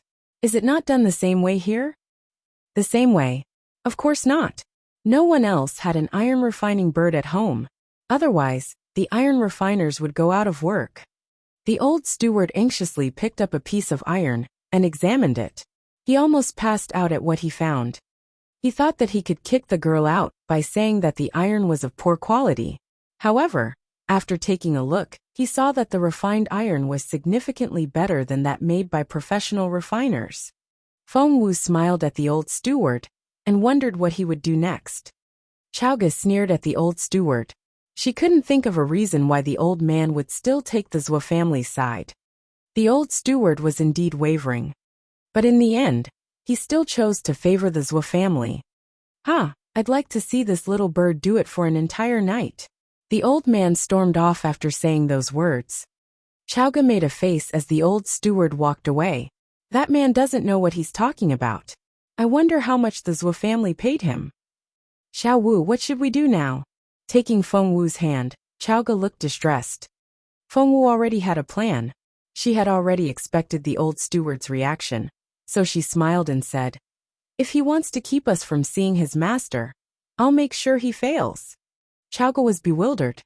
Feng Wu smiled. The old steward wasn't the only employee here, and judging from his behavior, not all Master Rong Yang's subordinates were very loyal to him. At that thought, Feng Wu whispered something in Chao's ear. Chao's eyes lit up as she listened. Meanwhile, the old steward rushed angrily to a remote corner of the house. There, he talked to Zhuo Qingyu in secret. The old steward said anxiously, "Miss Zhuo, that girl isn't easy to handle at all. She has one trick after another, and I'm running out of ways to stop her." Zhuo Qingyu had seen everything that happened. Chapter 1301 Untitled. Chapter 1301, Untitled. Feng Wu was indeed very impressive. Any other person would have been kicked out by the old steward by now. Not only was she staying, she had also amazed him over and over. How incredible! Zhuo Qingyu refused to believe that she couldn't stop Feng Wu. She gritted her teeth. "Our only option now is to have Master Rong Yang start forging my family's weapon as soon as possible. By the way, has the master started yet?" Once the master started working, he would shut himself away, and there was no way that Feng Wu would be able to see him. Zhuo Qingyu was a little worried, because there seemed to be something about Feng Wu that made people want to get close to her, and she didn't want Master Rong Yang to be affected as well. The old steward gave her a wry smile. "The master is very happy with the material you brought today, and he's meditating in his office at the moment. The forging hasn't started yet. Rest assured, Miss Zhuo, the master usually stays in his room when he's meditating, and it's highly unlikely that he'll meet Miss Feng." Even the old steward felt threatened by Feng Wu, let alone Zhuo Qingyu. Although he had tried to make things very difficult for Feng Wu, after the first two incidents, he even began to feel sorry for the girl and admired her a little. Later that night, Feng Wu and Chao were led into the woodshed as a place to sleep. It was a dry, tiny room with a suffocating smell because of all the black sand dust in the air, since it was close to the mine.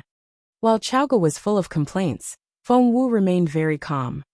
Feng Wu asked, "By the way, where are you on the job I gave you earlier?" Chao nodded with a smile. "I went to talk to Aunt Li in the kitchen. Her son works on the furnace in the refinery room, and I was able to get some information from her. The Zhuo family indeed already sent their material over, and their only request is for the forging to start as soon as possible. The material they sent over is dragon scale gold, which is supposed to be very precious." Feng Wu nodded. "That's indeed a very rare material. I see that the Zhuo family accumulated some good stuff over the years. They can randomly pull out something so amazing." What Feng Wu didn't know was that dragon scale gold was very hard to come by, even for the Zhuo family. However, they were willing to give all they had just to defeat her. Chao asked, "Xiao Wu, do you want that dragon scale gold?" Rubbing her chin, Feng Wu pondered and said, "Adding the dragon scale gold to my fallen star sword will certainly improve its durability and defensive ability." Chao clapped her hands and said, "What are we waiting for then? Let's take it." Feng Wu snapped, "Easier said than done.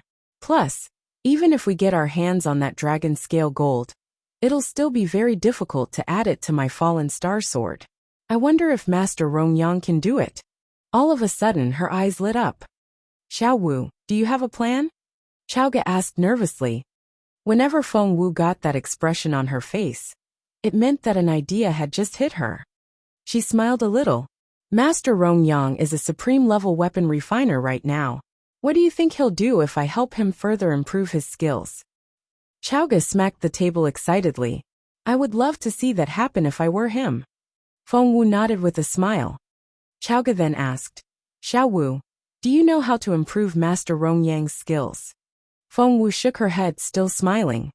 That baffled Chao, and she wondered what Xiao Wu's plan was. Chapter 1302 Untitled.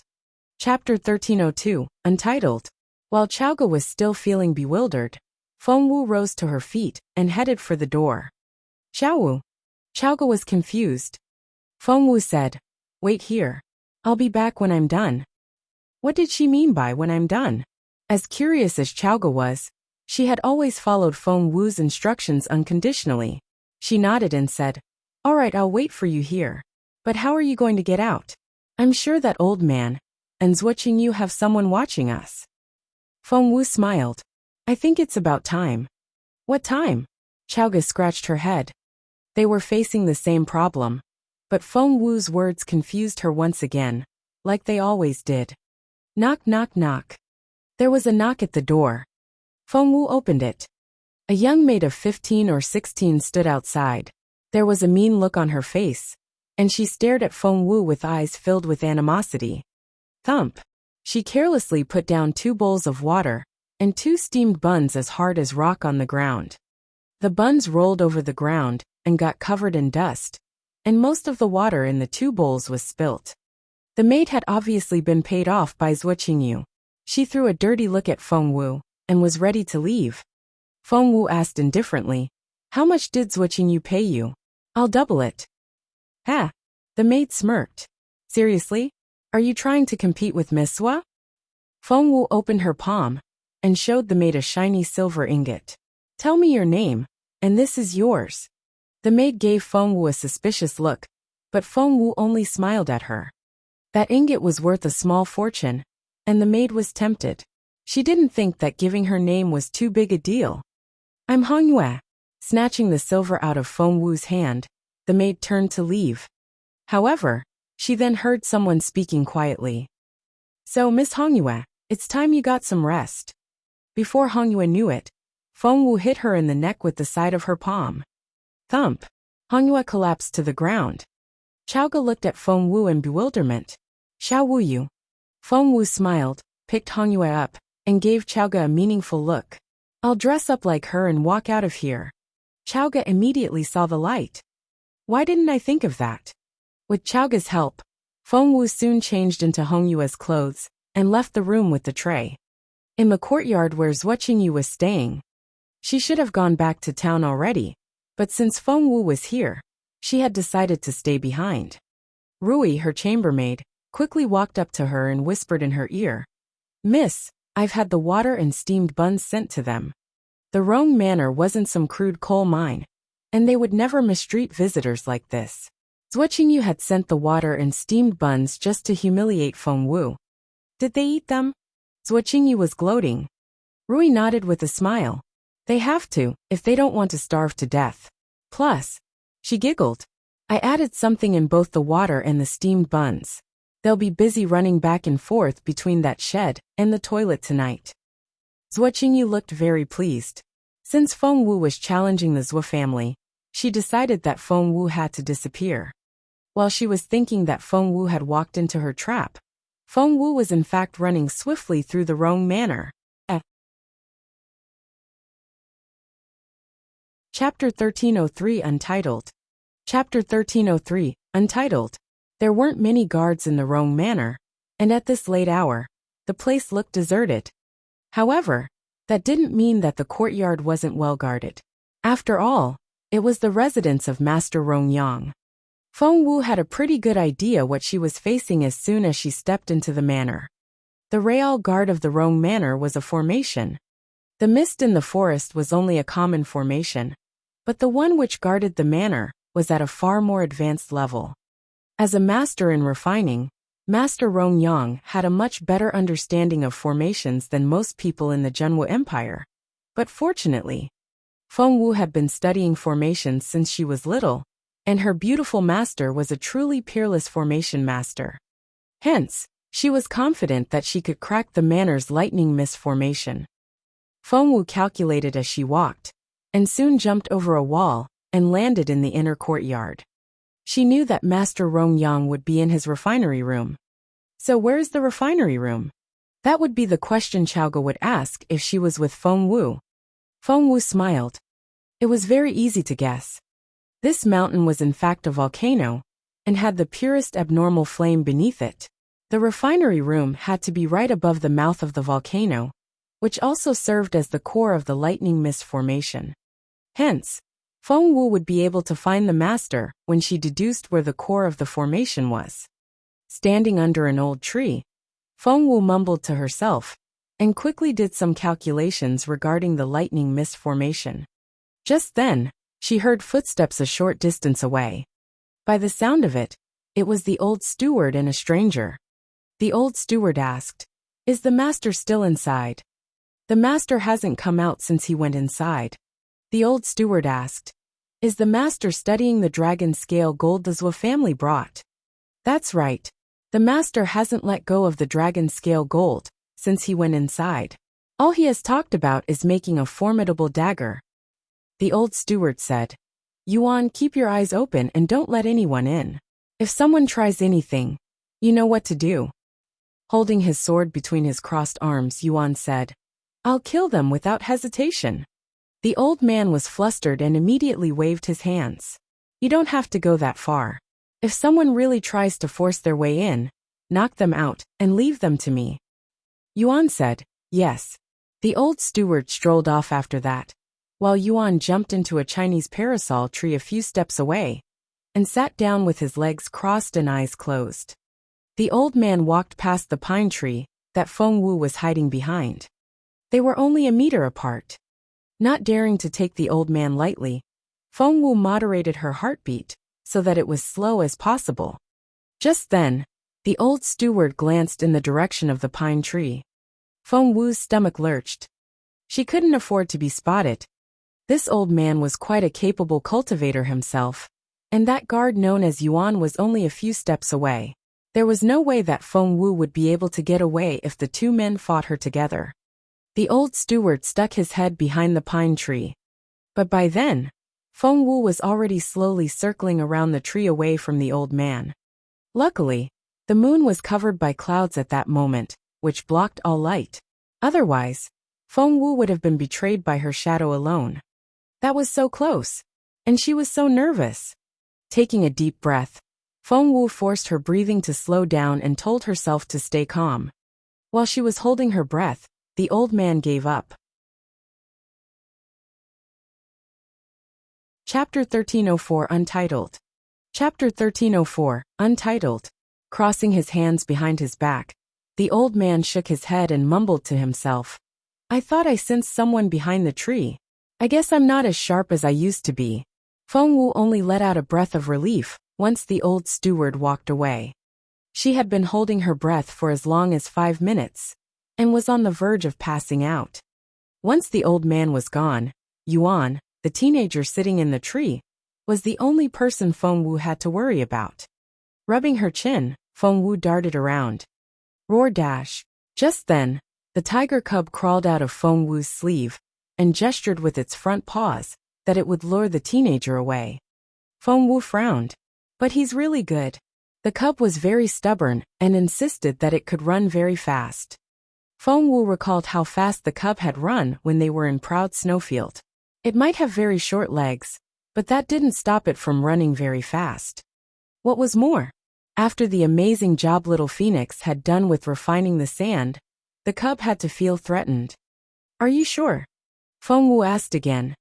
The cub waved its paw angrily, and the look on its face said, "Yes, I'm sure." "All right." Feng Wu rubbed its little head and said, "Remember to hide somewhere safe.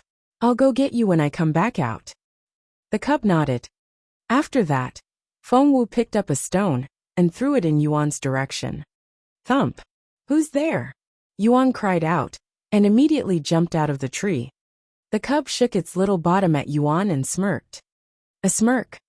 Yuan was shocked and irritated by the smirk on the cub's face. The cub threw another stone at the teenager. "How dare you, you little cub! Stop right there." Yuan ran after it. Right at that moment, Feng Wu jumped into the inner courtyard like a flash of light.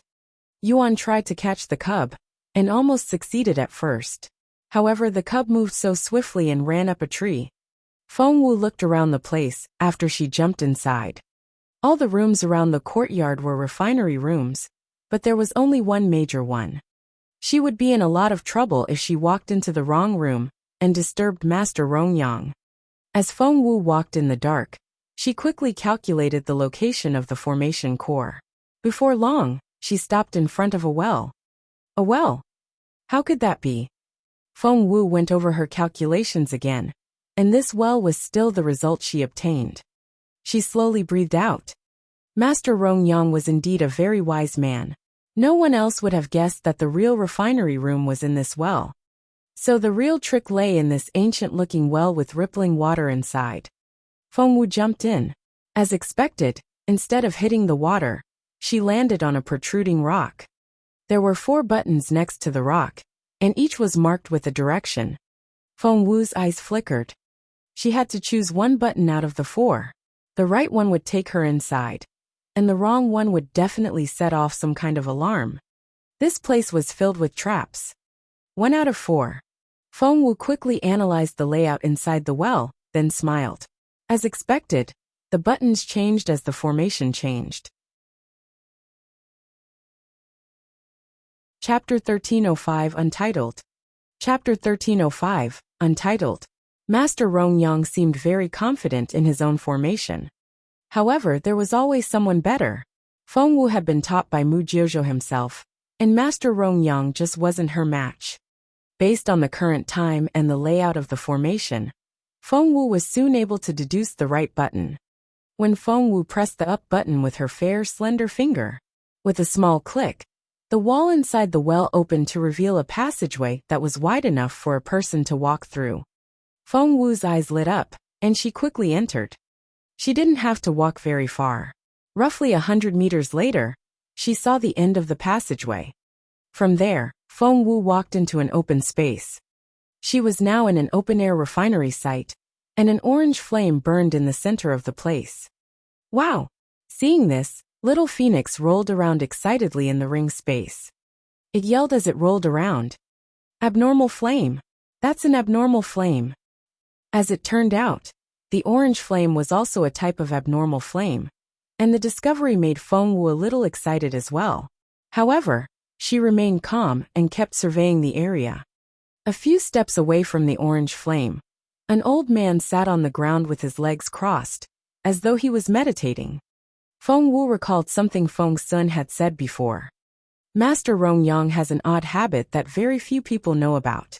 He prays to be blessed by God every time he's about to forge a weapon, and it always lasts at least an hour. Feng Wu smiled a little. She then took a bottle of liquid out of her chest pocket and quietly moved toward the smelting table. The dragon scale gold sat right on the table and glowed a faint golden color. Feng Wu poured the liquid over the dragon scale gold, and the liquid evaporated as soon as it touched the metal. Just then, Feng Wu felt a frisson of alarm. When she looked over her shoulder, she saw that Master Rong Yang was waking up. Without hesitation, Feng Wu rushed back into the passageway. Master Rong Yang's eyes snapped open when Feng Wu dashed off, and they glowed with a blue light. He frowned a little, for he thought he had sensed an intruder. Getting to his feet, Master Rong Yang walked around the site, and even checked the button at the entrance of the passageway, but nothing seemed to have been tampered with. Was it my imagination? He smiled wryly when he saw the dragon scale gold. It was sitting right on the table. Had someone really been here, they would have stolen it already. Once his mind was settled, Master Rong Yang started forging the weapon. Meanwhile, Feng Wu narrowly escaped detection and jumped out of the well. However, before she could let out a breath of relief, "Who's there?" Yuan, who had been keeping guard in the tree, shouted and leapt in Feng Wu's direction. Just then, the cub meowed a few steps away. Yuan paused and turned in the cub's direction in bewilderment. Feng Wu took the opportunity to flee. She moved as swift as a shooting star. Luckily, she knew formations very well, and had learned the layout of the courtyard like the back of her hand. Anyone else would have been caught by now. Soon she returned to the woodshed. Whoosh! She pressed her back against the door after she entered, and let out a breath of relief. Chaoga was also relieved to see Feng Wu back. Chapter 1306, An Accident. Chapter 1306, An Accident. Xiao Wu, you're back. Why did you run so fast? Is someone chasing you? Feng Wu smiled. It's okay. I've thrown off the person already. She rubbed the cub's head as she spoke. She didn't expect the little thing to be so clever. Not only did it mimic a cat, it also did a great job. So, did you get what you want? Seeing how happy Feng Wu was, Chaoga knew that she had probably succeeded. Feng Wu nodded. Don't worry, Zuoqingyu won't get what she wants. Chaoga had no idea what Feng Wu had done, but she trusted Feng Wu, like she always had. 1 day, 2 days, 3 days. Feng Wu was idle for the next few days, and watched Little Phoenix as it refined the sand. And on the 4th day, Chaoga felt that she couldn't wait anymore. Nudging Feng Wu with her elbow, she asked, Didn't you say that it was going to be all right? Why isn't anything happening? Feng Wu was equally confused. Based on her calculations, it should have happened by now, and she wondered what was going on. Despite her thoughts, Feng Wu didn't let them show. Instead, she smiled and said, Just wait and see. If I'm right, it's going to happen soon. What's going to happen soon? The old steward showed up out of the blue, followed by Zuoqingyu. The old man had a serious look on his face, while Zuoqingyu gloated. She walked around Feng Wu and grinned in satisfaction. Feng Wu, why are you still here? Feng Wu didn't reply, so Zuoqingyu went on. Didn't I tell you already? Master Rong Yang is making a formidable dagger for my family, and there goes his quota for the year. If you knew any better, you should have left by now. There's just no point in staying here. Chaoga flared up before Feng Wu could say anything. She glared at Zuoqingyu and said, Shut up. No one wants to listen to you. Oh my, isn't it Duan Chaoga, Feng Wu's little minion? Zuoqingyu pointed at Chaoga with her whip. Your master hasn't said anything yet. Why are you yelling at me? Chaoga was infuriated.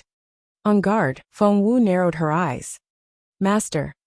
It was obvious that Zuoqingyu wanted to drive a wedge between Feng Wu and Chaoga. However, Chaoga wasn't the type to take the bait. Zuoqingyu, go to hell! Chaoga charged at her. Right at that moment, that giant man put himself in front of Zuoqingyu and glared at Chaoga with eyes as big as lanterns. Feng Wu stopped Chaoga. The stalwart man was known as Tua, and was much stronger than either of them. Fighting him wouldn't do them any good. However, Zuoqingyu wouldn't let it drop. Feng Wu, why aren't you saying anything? Have you given up already? I see that Miss Swa doesn't have anything better to do. Feng Wu gave her a half-smile. If that's the case, why don't you pay more attention to your formidable weapon? Feng Wu had been feeling a little guilty for destroying the precious dragon scale gold. But after she saw Zuoqingyu's attitude, all her guilt disappeared. What about my dagger? Master Rong Yang's working on it. Zuoqingyu gloated. If things go to plan, he'll be finished by the end of the day. What? Are you jealous?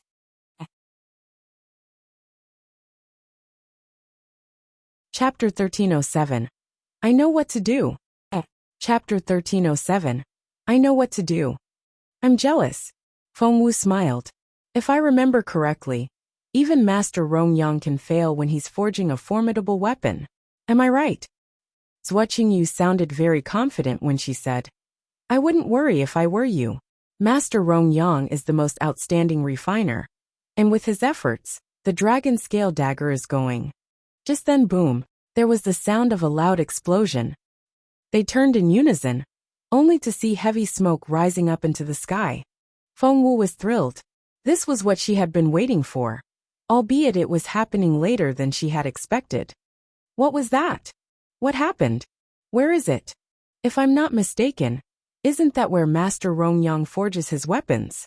Everyone was speaking in astonishment. The old steward had dashed off already, and Zuoqingyu immediately ran after him. Let's go have a look. Grabbing Chaoga by the arm, Feng Wu led her in that direction as well. The explosion was so loud that all hell had broken loose in the Rong Manor, as everyone rushed to the inner courtyard. Feng Wu arrived there to find dark smoke billowing and flames leaping out of the well. Cough cough. Supported by his servants, Master Rong Yang scrambled out of the well. His hair was disheveled and partially scorched, and the fire had left holes in his clothes, which made him such a sorry sight. The old steward rushed over to steady Master Rong Yang. Master, The master felt weak and was panting a little. He then pointed at the well. My forging materials, quickly. The old steward wanted to go inside, but the smoke was simply too thick. Even just moving a little closer to the well brought tears to his eyes, let alone climbing down into it. Other people also tried, but as soon as they got close, the smoke and fire forced them back. Feng Wu had been down there before and knew that Master Rong Yang kept all his precious forging materials on the shelf on the right. Feng Wu found it such a waste of an opportunity if she didn't make good use of the situation. She took out a mask and handed it to the old steward. Put this on. It'll keep the smoke out. It was the same kind of mask Feng Wu had given Chaoga in the forest previously. The old steward wouldn't believe Feng Wu and glared at her. You shouldn't be here. Go away. Someone take her off. What if it works? Feng Wu smiled at the old steward. Are you sure you don't even want to try? The old steward was flustered. Feng Wu was still smiling. Doesn't Master Rong Yang have a lot of precious materials down there? She had seen them herself, and knew that they were indeed very precious. Just try it. By then, Master Rong Yang had finally returned to himself. He glanced at Feng Wu and told the old steward, give it a try. All the materials would be lost if they didn't try. But what if they succeeded? The old steward threw a dirty look at Feng Wu, but in the end, he still snatched the mask out of her hand and handed it to Yuan. Try it. Yuan quickly put the mask on. The mask covered his entire face, but the part over the eyes was transparent, and one could see through it. Without thinking, Yuan rushed into the fire. He ran back out a moment later, holding a basket. In it were none other than the materials. You saved them? Really? The old steward was so excited that he was in tears. Chapter 1308. What if? Chapter 1308. What if? Yuan looked equally excited. Taking off the mask, he told the old steward, this mask is great. With it, I don't have to worry about getting smoke in my eyes, and I can run around freely in the fire. The old steward couldn't help but glance at Feng Wu. He was surprised that the girl's mask had worked. Master Rongyang glanced at Feng Wu as well and said, I've never seen her here before. The old steward had no choice but to introduce Feng Wu to Master Rongyang. She's Feng Wu from the imperial capital, and she wants you to build a weapon for her. The mention of her request brought a frustrated look to Master Rongyang's face. God! He heaved a long sigh. How am I supposed to forge anything when my work area has been destroyed? What if I can extinguish the fire for you? Feng Wu smiled at the master. The old steward glared at Feng Wu. Who gave you permission to speak? Shut up. Master Rongyang waved him off. He shook his head and gave Feng Wu a wry smile. Kiddo, I can't even put out the fire now, let alone make any weapons. If this goes on, the magma may pour out of the opening. He sounded frustrated when he said, when that happens, all of Three Trees Valley will be burnt to the ground, to say nothing of this manor. At the mention of that, Master Rongyang gave the old steward the instruction. Take everyone down the mountain now. Was he going to give up on the Rong Manor? Master, the old steward looked panicked. The fire from the magma was such a rare resource, which contributed greatly to Master Rongyang's achievements. Just go. The master waved his hand and said grumpily. The old man was very open-minded, and had made such a life-changing decision, as easily as snapping his fingers. Feng Wu looked at the old man in admiration, but she felt guilty over what she had done as well. Master Rongyang. Feng Wu stepped out again, and looked earnestly at Master Rongyang. What if I can put out the fire? Those words shocked everyone. Put out the fire? You. The old steward stared at Feng Wu so hard that his eyes popped out. Do you know how many cultivators who specialize in the water element we've sent into the well? Even they can't stop the fire. Zhuoqingyu stepped out as well, and stared coldly at Feng Wu. Miss Feng, if you can't give them any help, the least you can do is step aside and let them do their job. Other people wouldn't believe Feng Wu either, but she only smiled and turned to Master Rongyang. If I don't try, the fire will spread to destroy the manor, the valley, and even the entire mountain. How can you be so sure that you can put out the fire? Zhuo glared at Feng Wu. Feng Wu smiled. What if I succeed? Zhuo said, you. Master Rong Yang looked from Feng Wu to the basket. She had said the same thing a moment ago, and the basket of materials had been saved. While everyone else was still questioning Feng Wu, the master smiled at her. If you really want to try, go ahead. Be careful down there. Master Rong Yang had agreed. He actually believed that an ignorant girl like her could extinguish this great fire. Master. The old steward wanted to say something, but Master Rong Yang stopped him.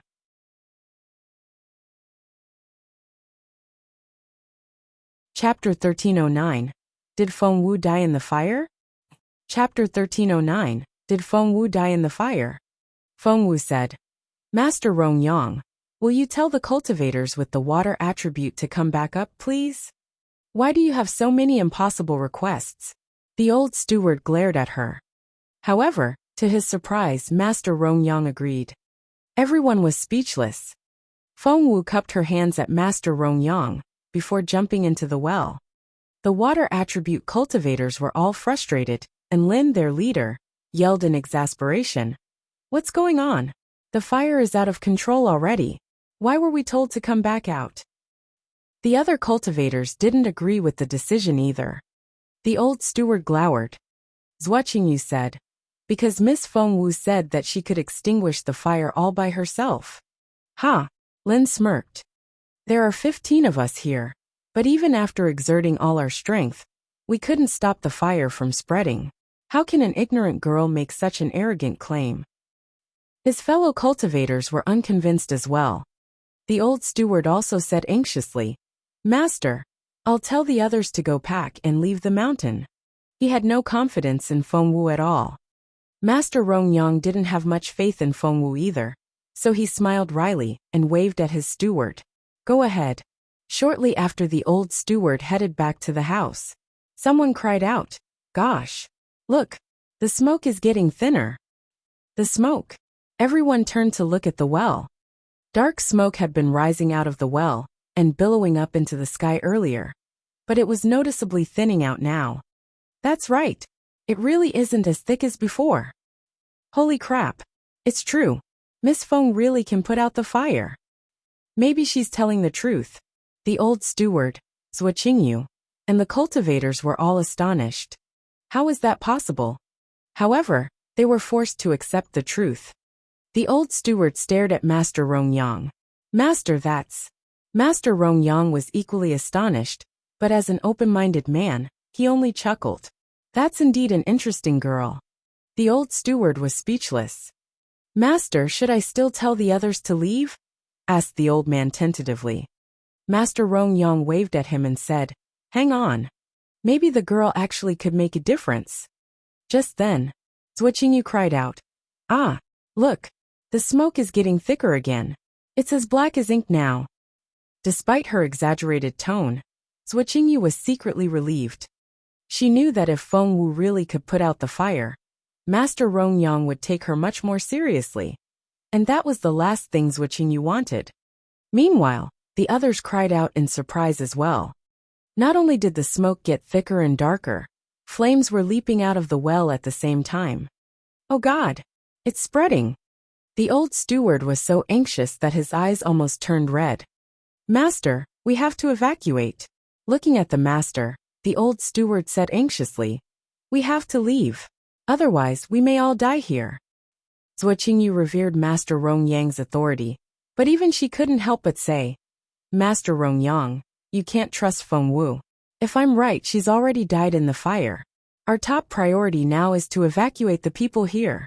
As the saying goes, where there's life, there's hope. Chapter 1310. Tie her up. Chapter 1310. Tie her up. Had Feng Wu died in the fire? Everyone's stomachs lurched when they heard those words. Was Zhuo telling the truth? Was Feng Wu dead already? Of course not. At that moment, Feng Wu was actively putting out the fire. She had expected Master Rong Yang to fail in the process of forging the dragon scale gold dagger, because she had poured combustible liquid all over the metal beforehand. As for putting out the fire, Feng Wu had created the liquid herself. Needless to say, she had no problem putting out the fire. Moreover, abnormal flame. Abnormal flame. Thrilled, little Phoenix rolled around in the ring space. And it wasn't the only one.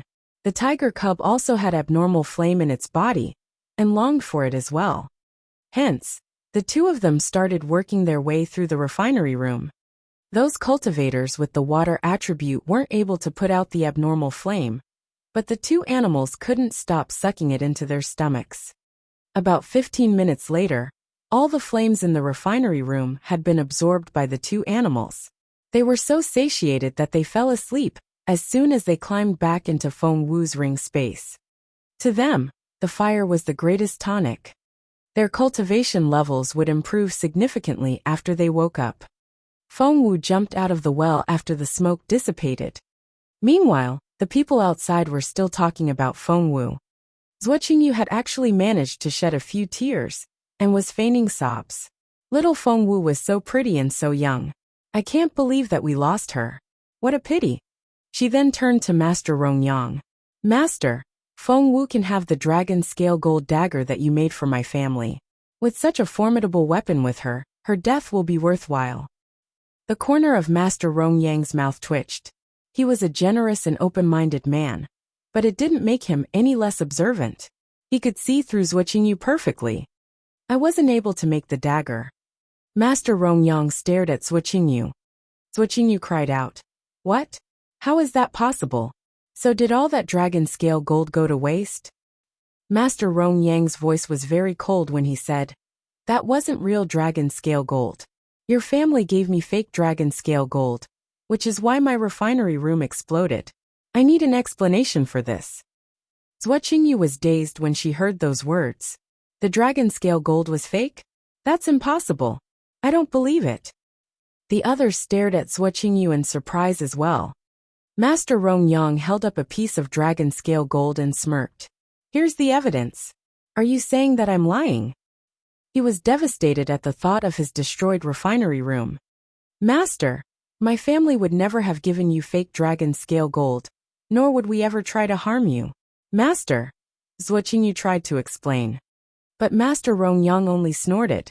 If you didn't mean to, then why did you show up here only after the fire broke out? If your family didn't have their own agenda, why did you urge me to start forging the weapon as soon as possible? If you didn't do this on purpose, then why did you pay me double to have me work faster? Well, Zhuoqingyu couldn't tell him that she had done all those things just to take up his time before Feng Wu got here. She was sure that if she hadn't done so, the master would have built a weapon for Feng Wu first. Tie her up now. Master Rongyang was furious. Chapter 1311 Impossible. Chapter 1311 Impossible. Master Rongyang, there's a reason for this. I can explain. Seeing that the master was really angry, Zhuoqingyu tried to explain. You did all that just to keep me occupied, so that I wouldn't help Feng Wu. Master Rongyang frowned. That's right, Master Rongyang. That was the only reason. My family didn't, Zhuoqingyu said earnestly. What bullshit? Master Rongyang glared at her. Zhuoqingyu was struck dumb. Master Rongyang smirked. Since when do I make weapons for random people? Why would I agree just because it's Feng Wu? That's preposterous. Zhuoqingyu was speechless. She didn't realize it herself, but deep down, she had recognized Feng Wu's capability. Otherwise, she wouldn't have assumed that the master would definitely forge a weapon for Feng Wu. Master Rongyang then smirked. If she comes out alive, I promise I'll build her a weapon. However, everyone fell silent. Since Feng Wu had been in the well for so long, they were sure that she had already died. Miss Feng Wu really bit off more than she could chew. Did she seriously think that she could turn things around all by herself? She got herself killed. The old steward felt awful. He had deliberately tried to create trouble for that girl, but she had surprised him every single time. He couldn't believe that such a clever girl was dead. Meanwhile, Zhuoqingyu smirked inwardly. She didn't care that she had lost the dragon scale gold, or that Master Rongyang now despised her. It was all worth it now that Feng Wu was dead. But, just when everyone thought that Feng Wu had died in the fire. What? Are you guys talking about me? A nimble figure jumped out of the well and landed in front of the crowd. Feng Wu. Is that Miss Feng? Gosh, Feng Wu isn't dead. Zhuo Qingyu was astonished. So was the old steward. Even Master Rongyang was shocked. Everyone stared at Feng Wu in disbelief, as though they were seeing a ghost. Feng Wu looked around and smiled. Why are you all looking at me like that? You look surprised. Of course they were. How could they not be? The old steward pointed a trembling finger at Feng Wu. We thought you were dead. Feng Wu shrugged and looked confused. Why would I be dead? The old steward said. But you were inside for so long. Feng Wu said matter-of-factly. That's because putting out a fire is time-consuming. Before the old steward could continue, he heard other people crying out in surprise. Hey, you guys look. The smoke is really thin now. It's not just thin. It's almost gone. Gosh, did Feng Wu really extinguish the fire? Over a dozen cultivators with the water attribute all stared at Feng Wu in disbelief. That's impossible, Lin shouted. He and his colleagues hadn't been able to control the fire even when they worked together. So how could this girl do it? Let me go inside and have a look. Lin jumped into the well first. I'm going in too.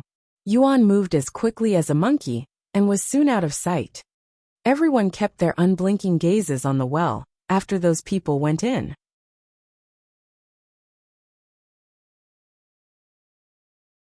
Chapter 13:12. Her conscience wouldn't allow it. Chapter 13:12. Her conscience wouldn't allow it.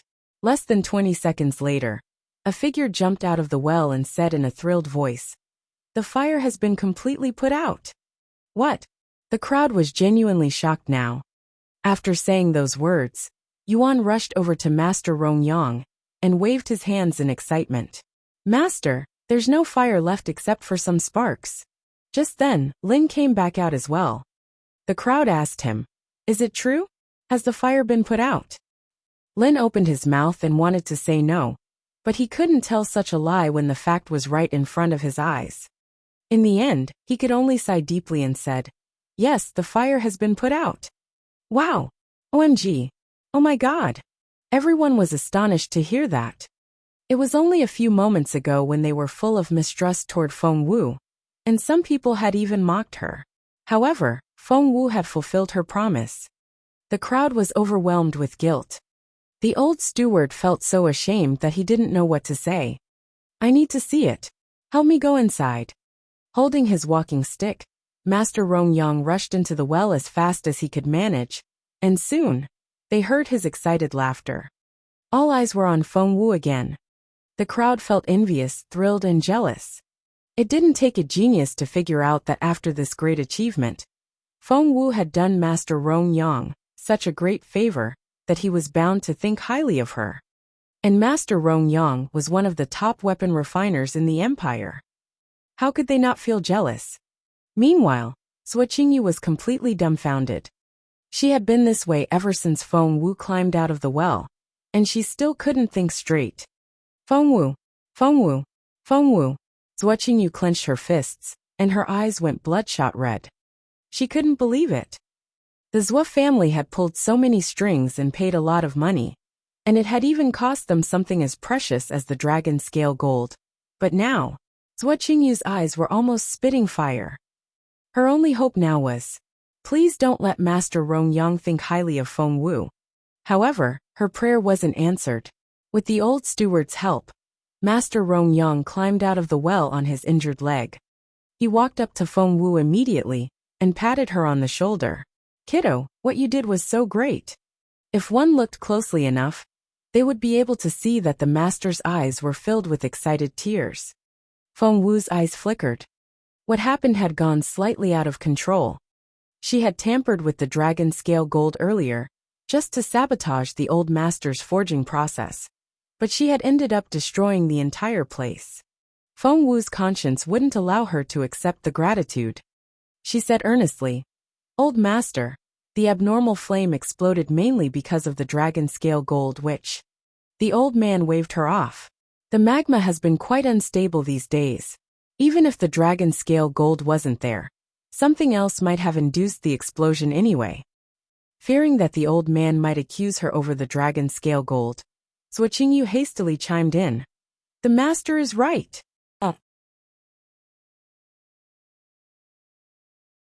Chapter 13:13. What choice do I have?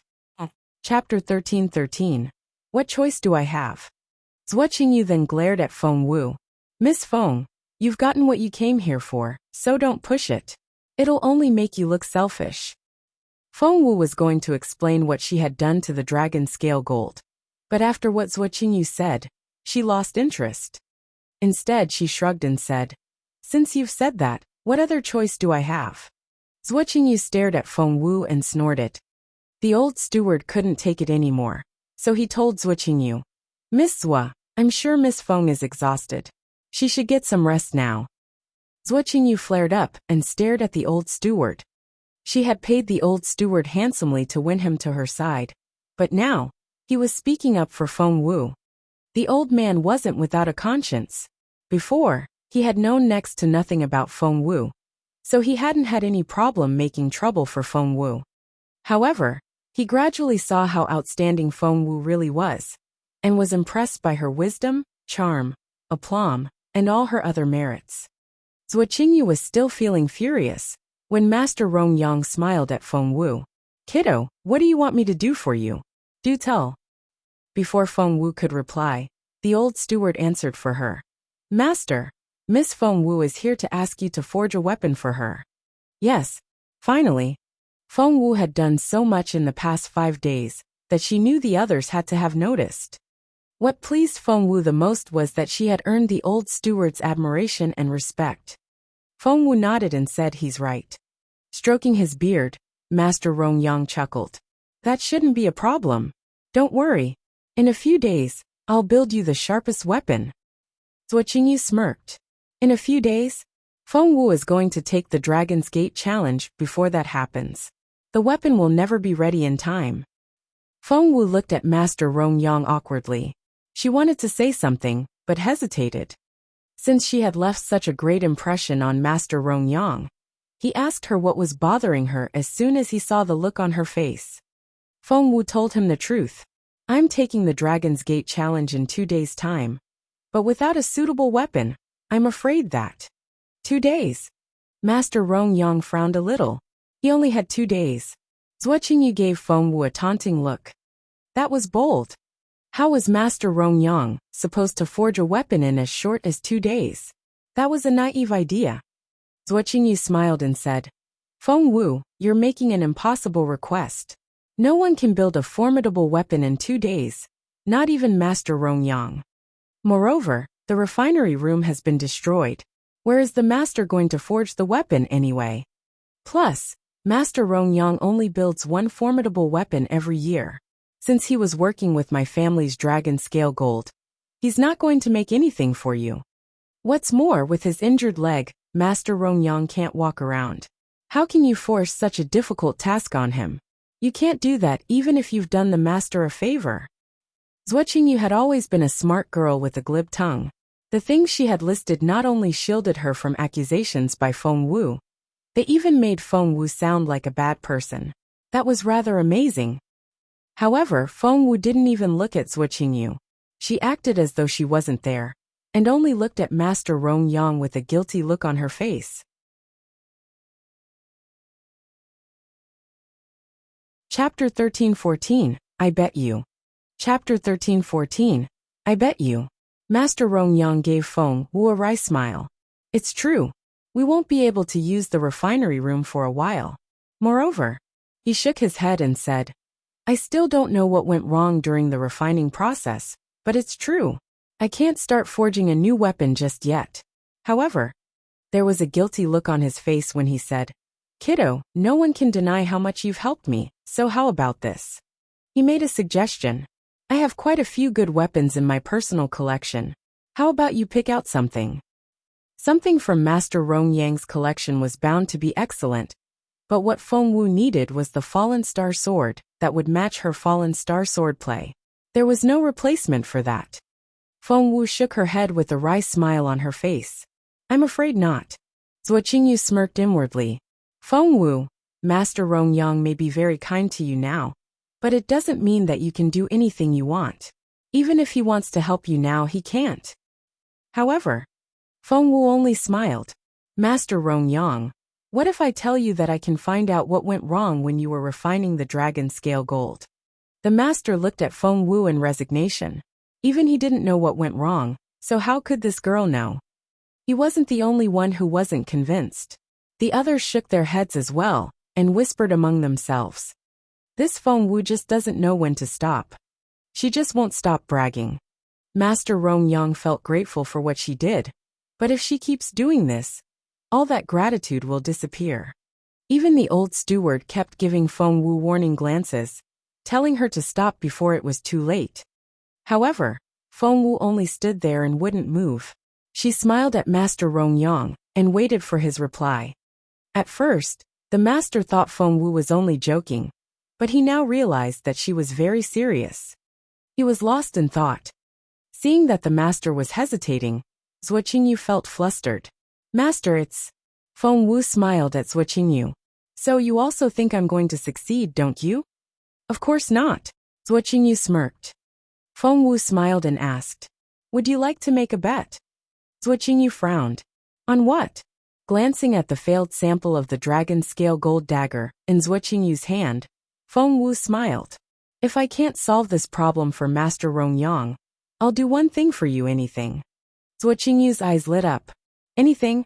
What if I tell you to take your own life? Feng Wu remained unperturbed. Then I'll have no choice but to do it. Xiao Wu. Xiaoge tugged at Feng Wu with an anxious look on her face. Feng Wu only smiled and told Zhuo Qingyu, if that's going to be your request, then I'll do it. It was such a tempting offer that Zhuo Qingyu couldn't suppress her excitement. She stared at Feng Wu and asked, what if I lose? Feng Wu pointed at the dragon scale gold in Zhuo Qingyu's hand. If you lose, you have to give that to me. Feng Wu's life versus a piece of useless dragon scale gold. Anyone would know what to do. The crowd started talking all at once, confounded by the unfair terms.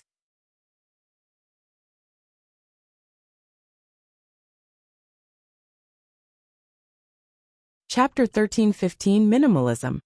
Chapter 13:15 Minimalism. After all, even Master Rongyang hadn't been able to solve the problem, so how could an ignorant girl make any difference? She had to be bluffing. That was what Zhuo Qingyu thought as well.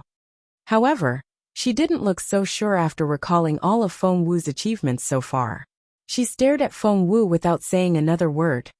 Feng Wu smiled back at her without flinching. Miss, it won't cost you anything even if you lose. Rui, Zhuo Qingyu's chambermaid, whispered in her ear. Zhuo Qingyu saw the light. That's right.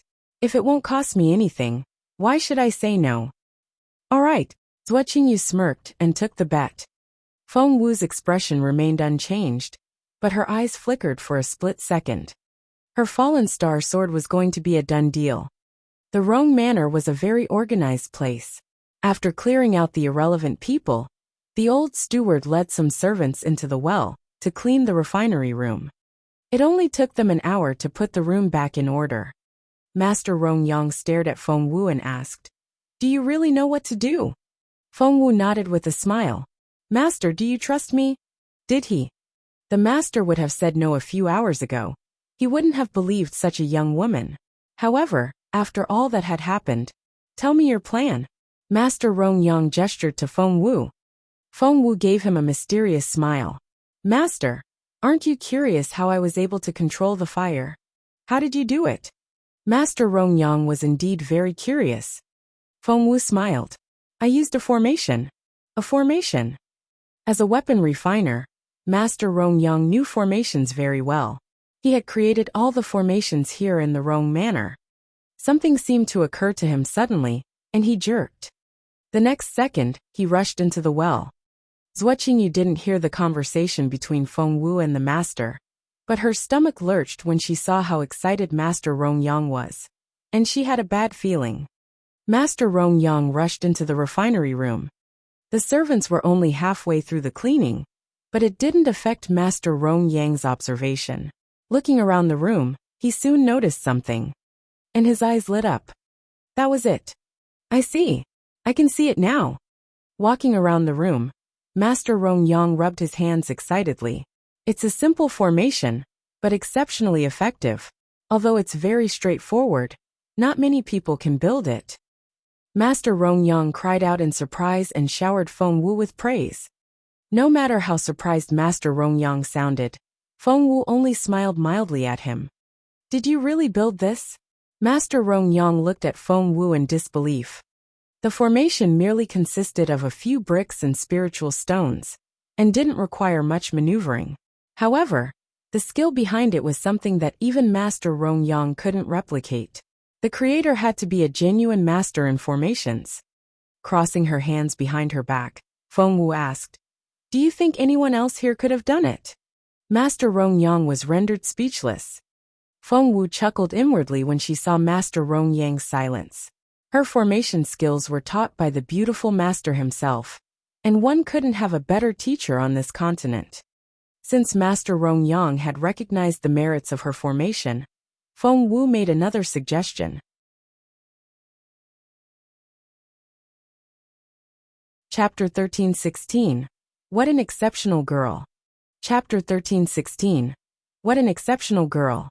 Apart from the problem with the dragon scale gold, the accident during the making of the dagger was caused by the excessive fire energy from the erupting magma. How perceptive. That pointed Master Rong Yang in the right direction, and he was enlightened. That's very true.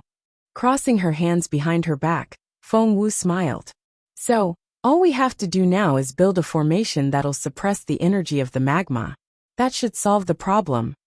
Master Rong Yang frowned. Even if we can build such a formation, it'll still take a lot of time. Feng Wu smiled.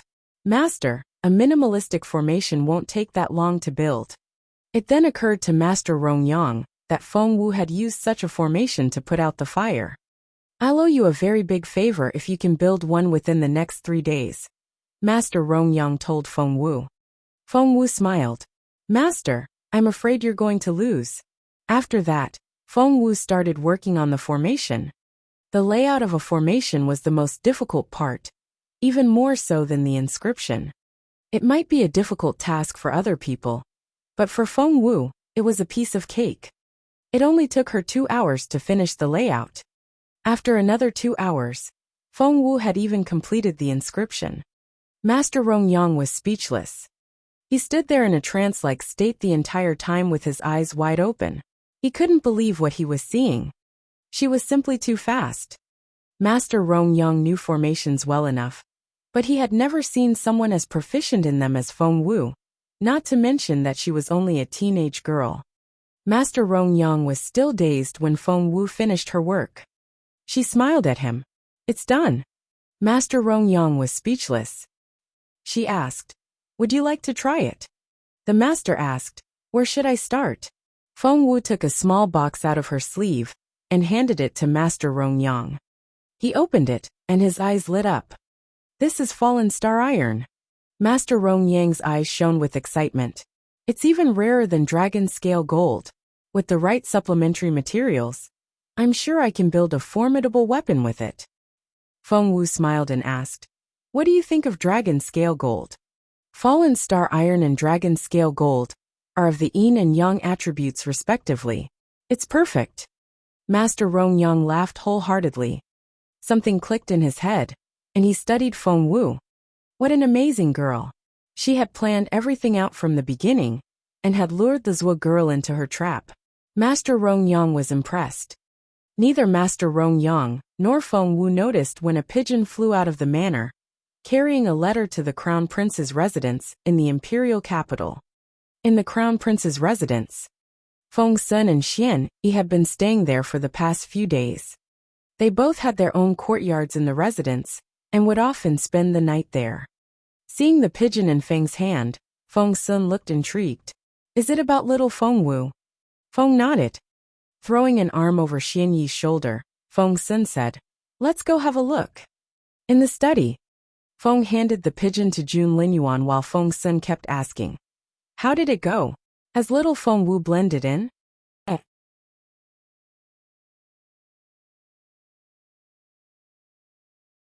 Chapter 1317. Chapter 1317.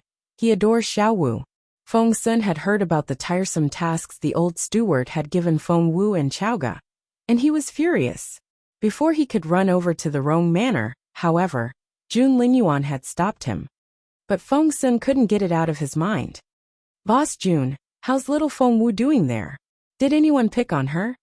Craning his neck, Feng Sun tried to find out what was going on with Feng Wu. Raising one elegant eyebrow, Jun Linyuan darted a glance at Feng Sun. Do you really think someone can pick on her? Shaking his head, Jun Linyuan threw the letter into Feng Sun's hands. Feng Sun unfolded the small piece of paper and was elated. Oh my! Feng Wu is as amazing as always. I didn't know one could actually do that. The letter described everything that had happened in the Rong Manor, even down to every word Feng Wu said. Feng Sun's mouth dropped open. That's amazing. Xiao Wu is so amazing. Xianyi leaned over and read the letter as well. He then smiled wryly and said, the girl really is full of surprises. Feng Sun was exhilarated. Right. I was going to ask Boss Jun to talk to Master Rong Yang. After all, one word from him is enough to make the master offer his help. But the girl earned the master's respect all by herself. Xianyi nodded. That's indeed very impressive. Feng Sun was so pleased he was practically wagging his tail. That's what Qingyu is such an idiot. Has she forgotten how she was defeated before? Why did she want to humiliate herself again? Ha ha ha. Xianyi glanced at Feng Sun.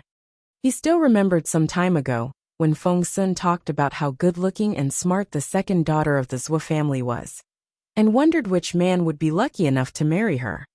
Feng Sun immediately took the hint and said grumpily, Gosh, how was I supposed to know that Zhou Qingyu is so stupid? She's an imbecile compared with little Feng Sun. Well, why should I compare them anyway? Xianyi said, according to the letter, Master Rong Yang has agreed to make the fallen star sword for little Feng Wu. Feng Sun sounded pleased when he said, Of course he has. Master Rong Yang adores Xiao Wu. He didn't know where to begin to describe his satisfaction. Rocking back and forth on his feet, he said, Xiao Wu is so amazing. Master Rong Yang never heard of her name before, but he already finds her very impressive. Xianyi glanced at him again and didn't know what to say. Feng Sun was still immersed in his satisfaction when he said, Even the proud master of Wandering Temple agreed to see her, let alone Master Rong Yang. Has Master Ling Hu agreed to see you after so many years? Crossing his arms, Xianyi turned away. Feng Sun wouldn't stop. Are you still not convinced? Let me ask you this. Isn't Grand Secretary Feng a very picky person, with his connections all over the continent and all? He stared at Xianyi. Did he teach you anything himself? Did he protect you? Did he give you his house? Feng Sun grinned.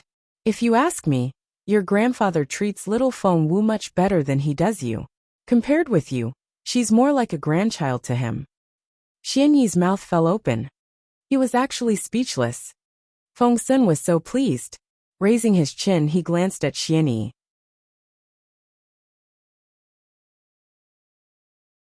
Chapter 1318. It's not that easy. Chapter 1318. It's not that easy. Feng Sun said. Just admit it. Xiao Wu is a naturally likable person. People simply feel close to her. It's not something one can simply learn. Xianyi was speechless. How could he deny that? Xianyi then said, The Dragon's Gate challenge is going to start in 2 days. It was Feng Sun's turn to be speechless. Xianyi patted him on the shoulder. Even that crappy dragon scale gold dagger cost the master 4 days to make. Do you think Xiao Wu can receive her fallen star sword in 2 days? Feng Sun was speechless. Xianyi went on. Don't make me say, I told you so afterward. I've heard that Chief Qiao is going for hell mode this time. Without the fallen star sword, Xiao Wu is definitely going to fail. Feng Sun banged his fist on the table. How dare he? I won't let that happen. He then turned to leave. Where are you going? Jun Linyuan asked in his cold voice. I'm going to talk to Chief Qiao, Feng Sun said grumpily. Stop, Boss Jun. Feng Sun gave Jun Linyuan a pleading look. The Dragon's Gate challenge is impossible to pass in hell mode. From what Feng Sun had observed so far, He was already convinced that Jun Linyuan actually cared about Feng Wu. If that was the case, shouldn't Boss Jun help Feng Wu out in a moment like this? However, to Feng Sun's surprise, Jun Linyuan not only wouldn't help Feng Wu, he also stopped Feng Sun from helping her as well. Boss Jun, are you really going to do nothing? Feng Sun couldn't believe it. Xianyi looked at the crown prince as well. The light outside cast shadows on the crown prince's sculpted face, adding to his charm. Tapping the table with his long fair fingers, he said affirmatively, "Yes, really." Both Feng Sun and Xianyi said inwardly, "What a poser." They exchanged looks and shook their heads with wry smiles on their faces. But they didn't know what was going on in the wrong manner at that moment. 2 days had passed since then. The fallen star sword was gradually taking shape. Feng Wu's eyes lit up when she saw this, and she was thrilled. The fallen star iron had already been cast into the shape of a sword, and the dragon scale gold had been added in. With one look, one could tell that the metal was going to become a real sword. Master Rong Yang had remained silent the entire time, and was completely focused on his work. However, the amount of energy consumed during the making of the fallen star sword exceeded his expectations. More than once, even the master himself felt drained. It was a good thing Feng Wu was there. Whenever his spiritual essence was exhausted, Feng Wu would open up a spiritual essence supplement and give it to the old man. Time slowly went by. Master Rong Yang went on hammering the base of the sword, and the look on his face became sterner. He was known for his 108 hammerings, and the skill was the reason he was considered a master in forging weapons. By then, Master Rong Yang had hammered the metal 98 times already. Thump, thump, thump. The giant hammer exerted more force with each strike, and the master was moving faster and faster, until the noise resembled a storm hitting a roof. It hurts. Feng Wu had been controlling the abnormal flame for Master Rong Yang, and she thought her eardrums were going to burst from the noise. 101, 102, 103. Each strike was more powerful than the last, until the entire mountain seemed to be shaking, and Feng Wu could barely stand still. Rumble. Feng Wu's ears were ringing, and the pain almost drove her to tears. You're tuning in to the Li Mei's Wuxia Whispers YouTube channel. We're so grateful for your support, and don't forget to subscribe to join us on this incredible journey through captivating stories. Your generosity through donations truly makes a world of difference, as it's the primary source of revenue that allows me to expand and enhance this channel for you. Thank you from the bottom of my heart for being a part of this adventure.